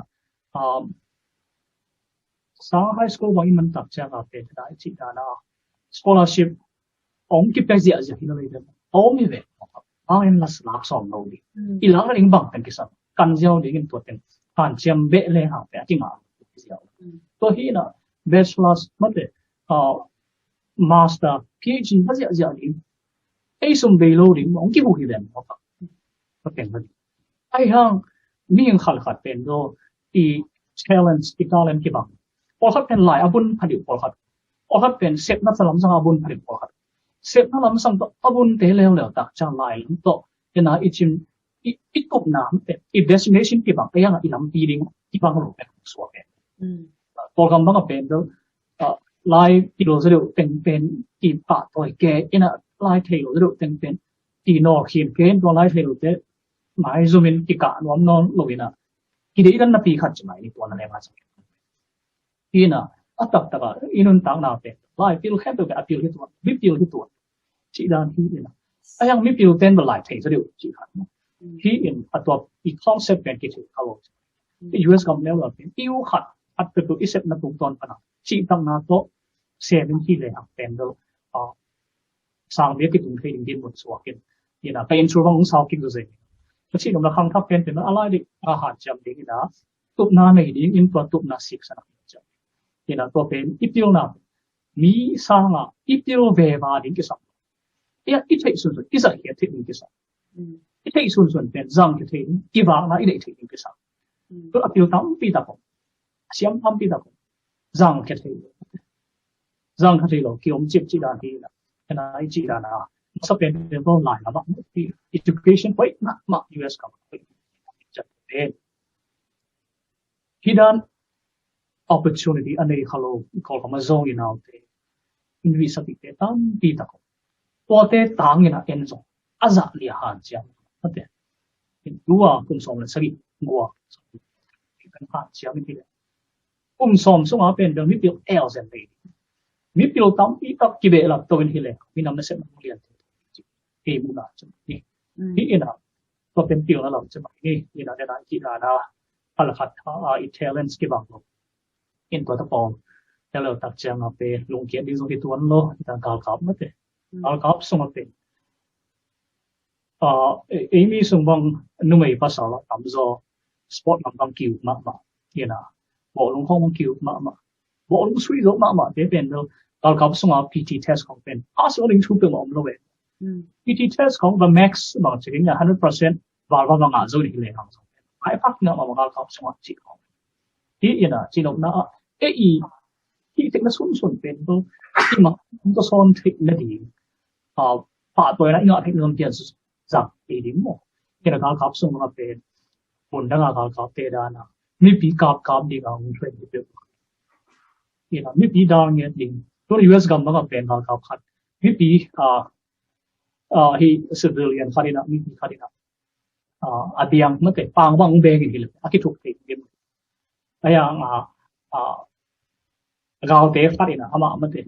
อาทิตย์เลยนุ่นต่างนับเป็นเชียอาคิดิ่งจีน่ะอามา constitution ทุกไปสินั่นจังนี่นะ training ส่งboot camp ส่ง training camp ดูส่งเป็นอีบอสเอกสารของเดียวเป็นมีปีเป็นจีจัดมาเรื่องต่างๆเกี่ยวกับเนี่ยนะตัวด้านที่อินกาลกับเป็นจะเรียกสีนั่นเองมันไม่เป็นมาลงจอเนี่ยนะสีนี้คุณตรงนี้ที่เลยกาลกับส่งโลกันจอคิดสิเดียวจุดนี้เวสกัมบังเป็นเอเชียนเอ็มตักตักเลยฮะที่มีมาลีมุนปักนี่นะ research เป็นบอลจงไม่เก่งนะอินที่ combat กาลวายาสีสังอ่ะที่กำส่งอ่ะมีปีแข่งตัดเตะอีmass shooting ตัวสิ่งที่ทำโซเอ็มนี่นะแบบจะเรียกดาลกับเตะอีเท่าหลดตัวสิ่งที่มีปีสี่จงมีเป็นมามีปีเตะอีเท่าหลดตัวส่งพนักงานดาลกับส่งสิ่งที่เกี่ยวกันเนี่ยที่ด้านที่นี่นะดาลกับส่งมาเป็นแบบจะเรียกภาษาขัดอีเทคนิคภาษาขัดนุ่มอีกนั่นแหละข้างโน้นแค่ตัวเทคนิคที่ self confidence ของตั้งปีตั้งเหตุนี่นะบางสิ่งเนี่ยเอาไว้น่าเป็นแบบซอง again ซองที่ตัวนั้นเราไว้มาซองไม่เป็นการขับส่งซองนั่นเองที่มีนำกิเลสน่ะไอ้ซองตัวลงซิมเนี่ยจิเอาไว้ซองเป็น US กัมเป็นตัว assistant ไว้แบบที่น่ะอามีเตเป็นเอาไว้เราไว้เราไม่เป็นนี่ไว้เราเตเป็น N นอร์เอ็นตัวเตตัวไอ้ลงซิม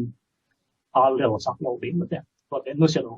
เนี่ยนะไอ้คิดไม่ฟังเอาไว้เตไอ้องค์ตัวซองไอ้องค์ support ลิงเตตัวอันจำตัวเองตัวที่เล็กกาลกับเป็น then I each long term plan the long term plan tun thei na di tools na de instrument khala zangin in get then abang siawon nas ku khat bang na de nas ku khat bang pe tuition pi ko hamsa bang hem le pen kal kap sunga nas kitel thei to nas pen kal kap sunga nas sim kom hito kom to hile kal kam man pat changa ama in nas kriya pen zok to so thei kodan ma hi law lam ma de in international relation lam public relation lams lung lote hi community based organization lam lung lote zong tam pi tak amun ning om chi dan hi na hi US kal kap song ni training pen khoi ka sak ma boot camp training iman tak chang aman hil to training iman tak chang a training ding ke pan thei ta chi den mai ko ni na US kal kap te pen ton mau training ki den in a set dim se be jama man ngai lo in tiang nai lo thu te ong kian sa pen cha ma bang chi ki kim dinga bang chi dao dinga mi pi te bang chi khon ke dim chi bet ma boy mission bola training a ball din a ton da training chi da ti toy cha ma ta bai bang bai om ta cha ma pen lesson ale ngai lo na so a tian ma ma tin fo ton tung tin ko ton tung ai cha ma pen emergency plan nei ton tu chi da hi ina ko pen hi mi sim nun tang na abu hi le ham te na kha pe ro pen atien ma ina ki kholin cham kholin hi le ken te na bang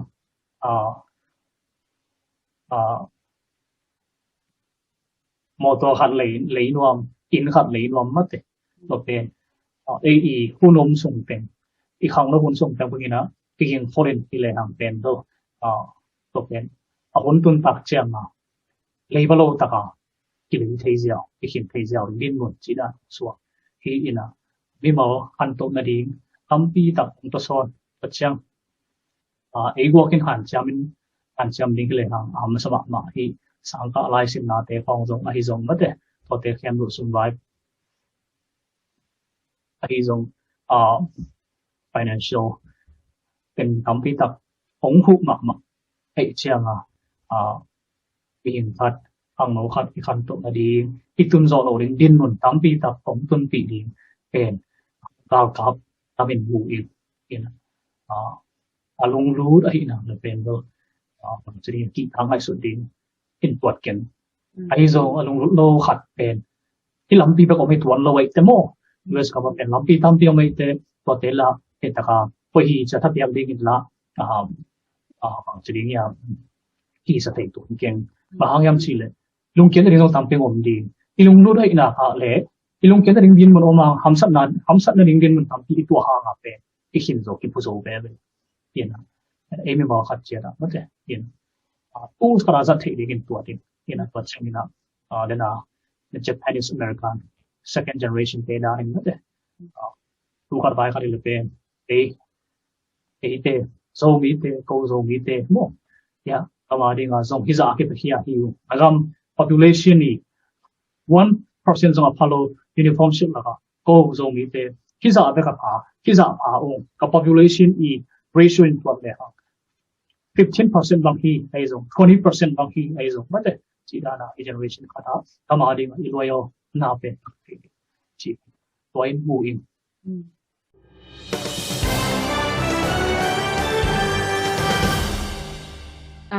tu chang iki gen la ka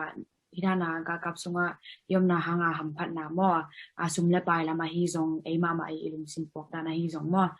ham phat na tampi tak ki yen kin hangina hi ka kap iman kit chang bang ham phat na kinga lai hi kya le ka kap sung yom kit aman chang bang dan chi na ne na teng na nong gen thei dia ông gen thì mà cái cao cấp pi man chiang mất đấy in ham phát na pi bang ap pen then ichi vi long pen veteran long hi na cao cấp pa na thu hủy tổ ít kho nạc lệ thu hủy tổ aman hi nạc lệ vì long chỉ ăn nạc hạt bên này chỉ 20% tiakul lowa PMI primary mortgage insurance tiakul lo mate tua hamhan na hat machang van lei na nengming khawazong hi home depot chi kho amzo bang ape military discount on ton to chmai ni 10% azong 15% azong mo chỉ dan ina to tengle active duty tế bang Philippines gal kap aman khiu chang zong tua GI bill zang thei lai GI bill pen sa ka na wale full time ka wale sang sa ten khem do yak sak bana stipend chi kipebe lai to chang sang ka man sum kipebe la chi phong in education lama benefit tam khadeu sum isep lai tak a hi zong equal hit chang hi zong mo in to chang hi gal kau fan song pana pai get lo hi non-profit organization tampi takin zong ahu mo veteran te ahu transition process china gal kau pana holding civilian life the transition ling te pen ahu zong tampi ta hong organization to ten pen get te na bang education nam bang ai le ibang IT lam hi phade wei chang to IT lam ka mu tam zo mo industrial certification kong bang ahi le zong Cisco certification de bang ithing tak chang man ma exam pat chang zatum bang mat chmai ni to pen kele hi som ziao ina to kong to pen training man om nai lo ring training man la tampi hi zel chi ta pol bang pe amao tampi dong hu exam fee kong piak sa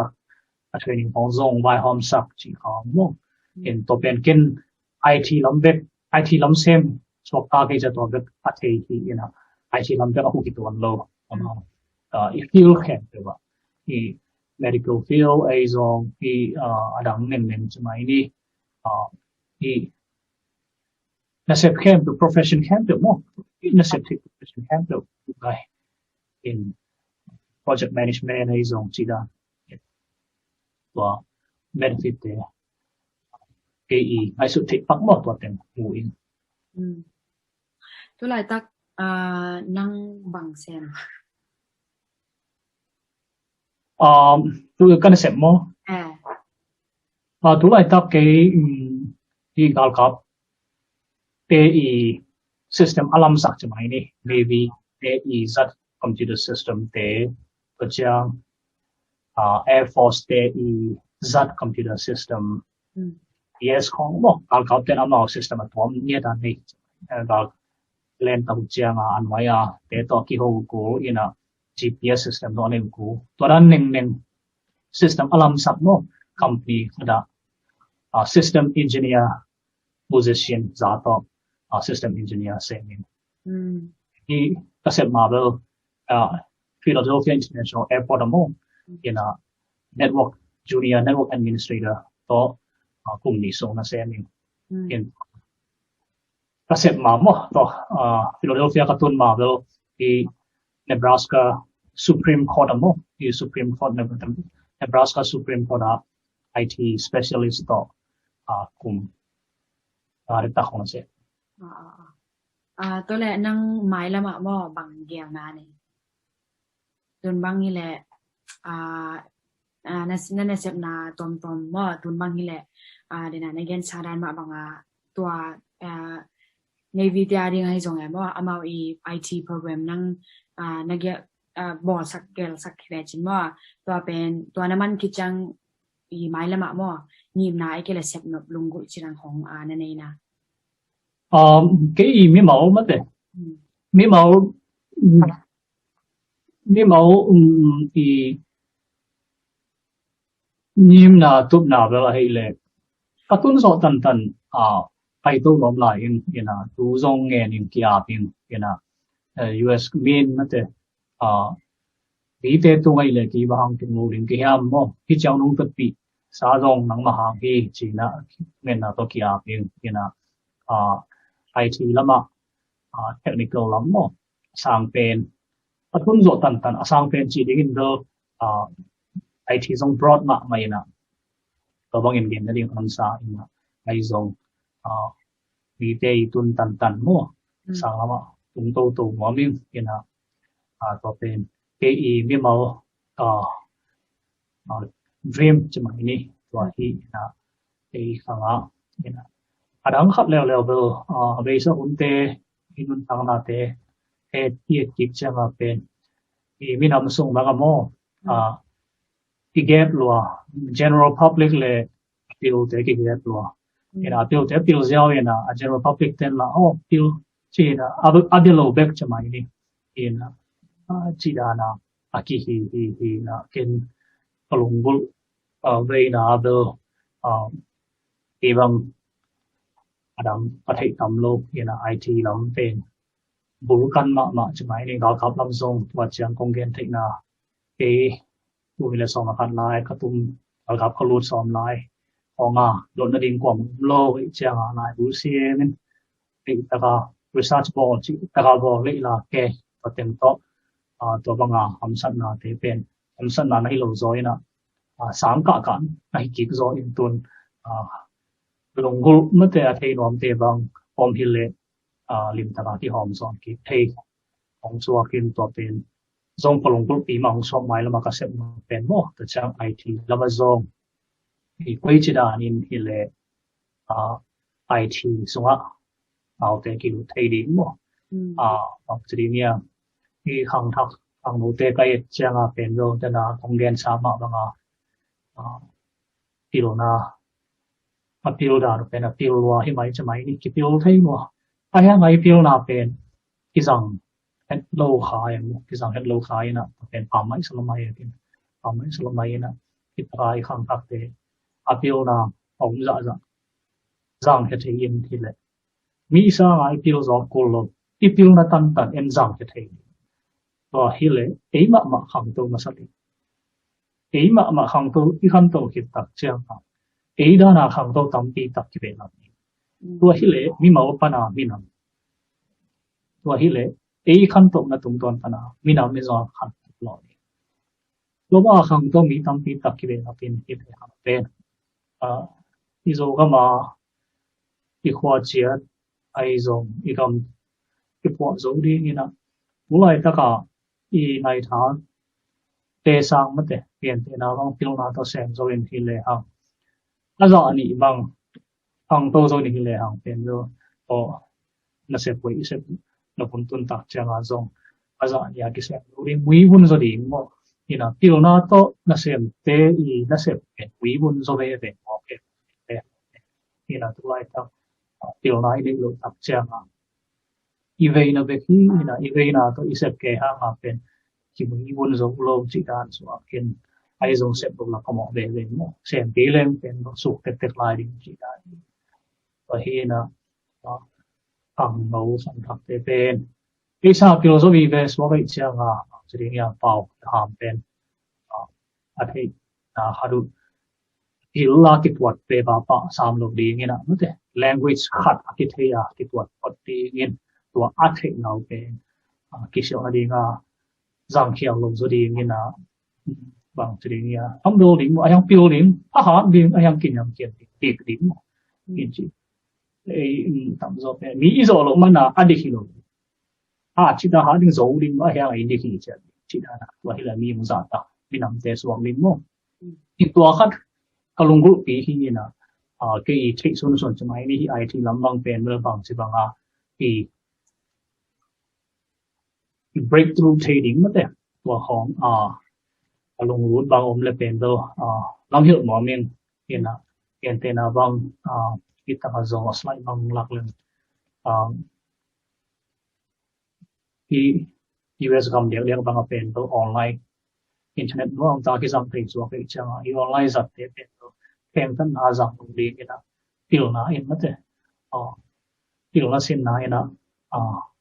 zang thei le ha pil ding di ve ba phong tai sin thei ding ki education resource khat ma bang hi ma te Coursera bang zo pen do pil na khem to ki sin thei chmai ni in pen do den chang ina slide mo in Coursera bang pen IT ba zong tuan lo bang pau mang right high school chang man khin sa fundamental chi kan nei khin sa te ading a tung sia sin tok thing ading mo finance lam la ome law lam la ome chi da psychology lam la ome mate sociology politics ile pia kan pe mo constitution ba kisai politics okay liang liang te bang US constitution pan pan le why not fundamental piece mo kasi fundamental piece cuma ini chỉ đã thì là event Coursera resource card so mọi người kia bằng edx cái gì là X website mới www.edx.org dengan register in hilai hampen tapi tak free cái gì thì video thì quality sang mak chỉ là một đằng ông có tên xin khảo thầy khảo định tập bol tapi tak mo tập bol gì giờ em cái rằng hello apam mat kita ông ke hi pen ai thì xuân so cái hong son hi lai cho chang abana ai thì lòng đồng vốn te bang mo fundamental ta ha pe pro idong lo tak chang foundation ma anai pan nge ko chmai ni in the www.professormesa.com bang pen IT foundation pakisai ampi takisim the free full class mo pa to free takisim the chang to ma ki bang apanga itpro.tv mo itpro.tv bang zong pen lo free course te chang lam pek leng zong IT lama career ki pat yang tampi ki sin be to thei wa chi khan teng fundamental teng izo khit cha yen le ham pen do hitak banga programming lam long lut te bangai le i glassdoor akichi mate i na sep zone na website banga pai le ha ya keyword ina software engineer jina hen le ham pen software engineer i khasum pen 6 figure cham ampi om mo ateng banga sang ampi om tua din mo ni ton thing adin pen ki tung thei lo mo ang tak ki tung thei lo ba yam chi first generation ni Zomi first generation te ham san na pi pen pau le ham ki ta ka sang ta ha na te pe rama pau le ham lam sang ki bo hi ron to pe ba chring ya to pe advantage sang pe in ki sam ho to om tu le lung lu din hi le ham pe hi programming lam khong bang pen hi taka free taka kisim the hi programming sin thing adi nga kamu ahoi pol han bang pen codecademy.com bang mo programming to kisai ampi ta kisim the programming chi cha nga pen am han bagi ampi om zeli na to event pelu thik ko zong hi tuan to kisam izat ding lian te sina mo chiding ya ai lung lut area kada ilu thik ading tua kisam pachang azoma i software engineer to kisai lunglod asin nomte ading banga pen ahoi ma khat hi leo a website min pen revarcher.com kichi mo to revarcher.com pen sign up in hi le hang bang chi amao long hil portfolio khong develop the to pungton pana amao ase bang pia idang bang bang single in all lo jadi azin koi ni tiang lo ke le mi tampi ki samina project tungton pana entena ba Massachusetts Boston na kum khat bang project kom to the same thing to pan chiana azin koi chi khong bo mo te de tampi tam bo pil na la sin ko kasum la sa ko chi da ni kwak to na sep mai ni set khong ngam sang ina IT pen IT da na broad map ba mo software networking to chang system application get na bang video editing lam graphic design lam siam te zong pen amau graphic concept mate le amau applications at na to po ina to ting to area kada piang chmai ni pen torana IT pen kampium ila network engineer lung rote bang network engineer khasum bang pen khara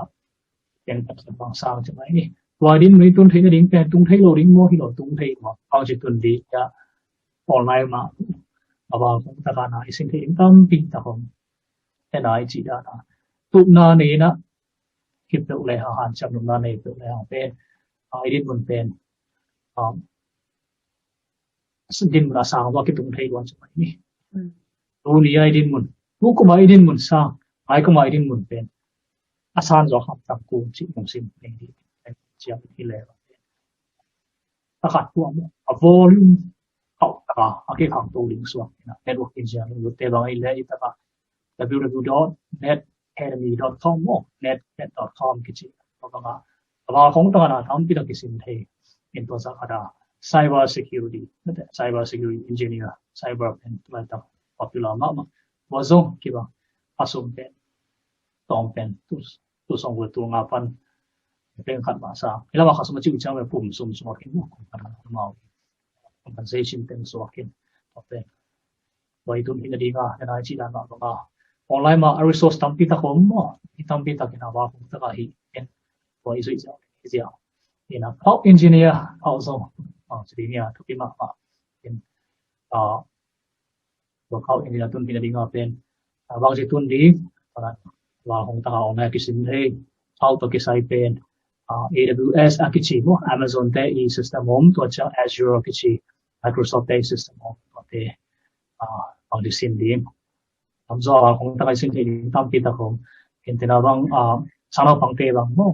ai ki le ka kham ni mi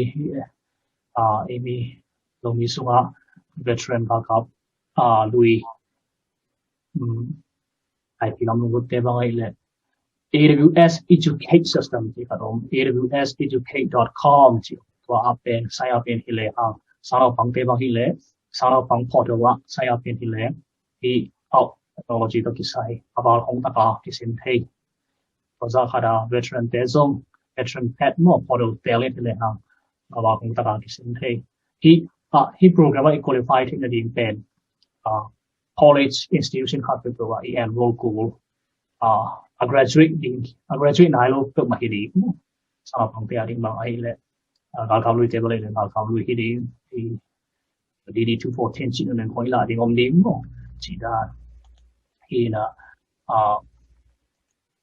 chang hi na out nam pa chi Azure zong to bang ma Azure engineer hadi khasum pen ya class to ba in le ha tom pen tu som get pan ten khat ba sa wa lên mồi tung thiên tung thế lâu đi mo thì vào chỉ tuần đi mất thế ya xin đi mo Microsoft ten zong pen Azure alike it so tom ti tập free training tia chỉ da thì là to ra khara system engineer the pozong mà vì các sung tiền bên anh mà hito là form low in có thể bằng đi xin đi online resource mất đấy chỉ là khi là tua tiền công gen đầu đầu na bên đó thu đào cái ý thấy sun hay thì làm hay chăng là mất đấy thì là cái lo bằng cái chăng tung đi đâu ba rằng bồi sa hay lệ mất đấy hao tiền cái xong cái sao tiêu rõ xem đó bị đấy ông tuân bị lo đi chỉ là thì hiện tại bây giờ online ở bên cái biểu đấy họ biểu sĩ cái gì cái giá tăng nhiều ngầu kê mà thế ai à mà tua din mà tuân thấy cái gì làm bị quay lại em chỉ thì lo chỉ là thì là tôi bắt đầu tôi US cái mà kiến sát để bằng tham gia online bên hoặc là cái dạng thì internet bên hoặc là cái dạng thì chẳng khi đó IT lama kidan na se pobi kidan position oli i position te ina iza sa hi to asam thina di itun thina lam pi kidan i chia to te e so ten ong mi sia da hi me yang chile mai lama i zo bi i bal khat chia i chiram ding ke sam sai nge i hat ding ke sam sai nge i building ke sam sai zo i hau ding ke sam hết làm xem cái sản phẩm còn để hết đối xem cái chương này đó thì mình làm phải gặp evading cái sản phẩm cái kim cái sản phẩm cái xếp đi cái sản phẩm đấy tôi nên xem cái này cái túi đó thì bảo khác cái asset tâm rồi đi in lấy bắt đầu tâm rồi đi ตัวที่ตุ้มเคเบิลก็เลยตัวเต็มเป็นวงเงินจริงๆผ่านเชื่อมนักตัวปัญหาหมอผ่านเชื่อมนักตัวปัญหาจริงจังที่นะที่ผ่านเชื่อมตั้งแต่อีโซนสุ่มเตะอีโซนสุ่มเตะรู้สวกสักหนึ่งปีนาต้องกี่สักก็เตะตัวอีรู้สวกสักหนึ่งปีนาต้องกี่สักตัวเป็นเกณฑ์ไทยก็ทุกคนบางเชื่อมเนี่ยจงมีส่วนร่วมตัวบางมีมาขัดเช่นอะไรสักอะไรคิดเนี่ยเนาะZomi investing community จีเป็นสังคมตาประเทศที่รู้เป็นจังที่นะยังที่เลยเป็นอิสุมเตเป็นเสพหางจากอะไรเสพที่นะอิสุมเตเป็นดิ่งน่าเสพสังกิจอิสุมเป็นดิ่งน่าเสพสังกิจตัวดิ่งของเสพสังสุมเตตรงต้นอันนั้นตัวสุมเตมาจงดิ่งเสพสังปันอีกว่าดิ่งเสพสังไม่ที่เราสามารถเห็นตัวพอยน์เอลเขียนนะเขียนเลยที่เราแค่สอนที่ผมรู้แล้วตัวที่เป็นที่โอเคที่เราที่เรานะที่เราตัวสุ่มทุกที่เราอะไรที่เราต้องพิสูจน์ผมดีงี้นะที่ผมสักนิดนะเขาเป็นความรู้ว่าจะไปนี่ที่เราที่จะมาฮิตตัวเราไอ้ห่าที่ดีก็ได้สังคมตัวที่เราของใบฮอร์โมนมันเป็นส่วนที่ investingเป็นส่วนตัวปีสองเนี่ยที่ว่าใช่เก็บเป็นตัวด้านที่เราเก็บในโลกไอ้ที่เราเอาไปใส่เล่เอาไปลงไปใส่ที่ด้านที่สุดเป็นตรงเกณฑ์ที่ด้านจับตาอีกสุ่มเตะเกณฑ์ที่น่าว่าขำเตะบ้างขับปุ่นเตะจนบางทีเลยอีสุ่มสามเต็งเห็นดูเตะเน็ตอีจัดโกตึกอันนี้โหเก่งที่สุดตัวสุ่มเต็งเป็นเรื่องนู้นละปองสิดำปีที่เขาเสพสุ่มเต็งสุดตัวนี้นะแต่องค์สร้างความสักทีเลย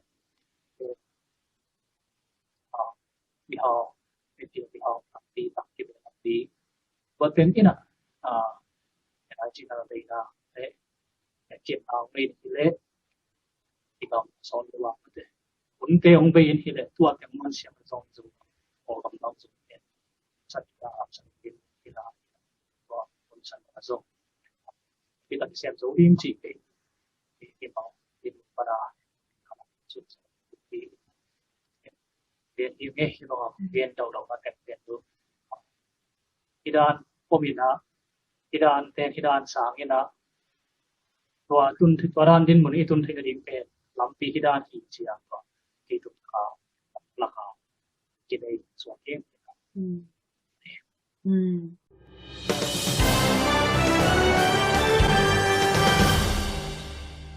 จุดที่มาเกี่ยpersonally มั่วเกี่ยตัวมาที่ทางโน้ตแต่มั่วน้องเด็กสักนาเป็นลุงดำมาจีองเกนนวมิงก็คิดแต่เดน่าจงนางดิ่งมั่วไม่ละมาน่าเสพนบนาลุงกูน่าแต่งเข้มโตจงเปอร์เซ็นต์น่าองค์กรก็ปีตาเห็นสิกันบางปีไอ้ไงน่าช่วงน่าจงหายฟอกน้องโอเคลุงดำมาไม่เปล่าฮิจิบังมั่วทางโน้ตแต่เด็กสักนาโตจงมีปีแต่เด็กสักนาโตน้องมันพาแต่น้องมันนินลุงดำมาตัวคิดแต่ที่ไม่ละมามั่วการกับลำตัวกิสายฮิซองไอทีละมากิสายฮิซองมั่วเทนวมอารมณ์รุดแต่เอามาและอามาหนังเป็นมั่วองโฮเทเดียองคอนแทคเทเดียมั่วตัวองคอนแทคเทเดียงและบางตัวองโฮและเซนตีเป็นดิ้งจีตัวในอินโฟเมชันองแกนั่นแหละจริงๆไว้ที่จงเซเรนทีวีตรงเล่โนกิมาต่อตันดูเต็มแคมป์อยู่ตรงตรงดำนาเรียนมาที่จีนของปุรังน้องที่นี่ยันที่ด้านนั้นมันแต่ไอทีลำลงกุลลงรูดพอมาใช้แค่ข่าวใบฟองมันแต่รูดมาบางจีด้านที่จะไปดิ้งจีด้านของตรงน้ำแต่ดิ้งก็กินไอทีส่วนเกษตรที่ส่วนและไอทีส่วนเป็นกี่เอาข่าวที่อมเลยมั่วเอาตั้งมาตัวดิ้งยิงจีตัวที่สั่งว่ามีเงินกี่คอนแทคมาเลยกับอีเมลzogampau@gmail.com อีเมลก็ที่เราเองนั่นแหละก็จังFacebook บางเลยที่ก็มี Lian Pi Pau hi pa lớn mo tai Lian Thawn Pau Lian Pi Pau azong ki contact thei mo ina i hun le ina se hun to i man hun ki bang lo di ngai tamat de email le Facebook banga ai la zong Facebook pan to lem penin te ina porana ke hu thei yo ma le bom ma di hing chi ko ke sang nin ลงนะไม่แหละตัวนี้ Facebook ป่ะนะองยินแต่งเข้มตัวเองจงว่าตัวกากับตัวกิจายเป็นตัวนี้กี่อันนี้นะไม่ละมาจงไม่กันละมาฮิจงอารมณ์นี้ขัดเปิดจังว่าไอทีลำตัวกิจายอารมณ์รู้แต่ดิ้งป้าป่าวน้องได้สังนาตัวหุ่นแต่งไปแค่จะดิ้งไอจังไม่ละมาอินเทอร์วิวมั่วไอทีตัวกิจายเป็นกินอะไรดิ้งไอจังแฮปปี้นะตัวจงตัวอินเทอร์วิวนี่กินอะไรดิ้งมั่วองยินเลวจินป้าป่าวนะอามาอีเทบังอามาฮีเทบังไอทีตัวกิจายทูเต็งเข้มเปลเทเดียงกิสัมเต็งเข้มเปลงเกลิงฮีจีจงองจะสักมาสนวมอิงอินะตัวนี้ปะนาปะนาตอบนาดงอินเทอร์วิวไงเต็งเข้มเปลในเว็บเปลลงดำตัวปันฟังไปตาเห็นละ Facebook Live ปะนาองยินเต็งเข้มเปลลงดำมาอินเทอร์วิวอินเอกกิกดิงหุ่นขัดเวกิมกิกนี่บ๊ายบาย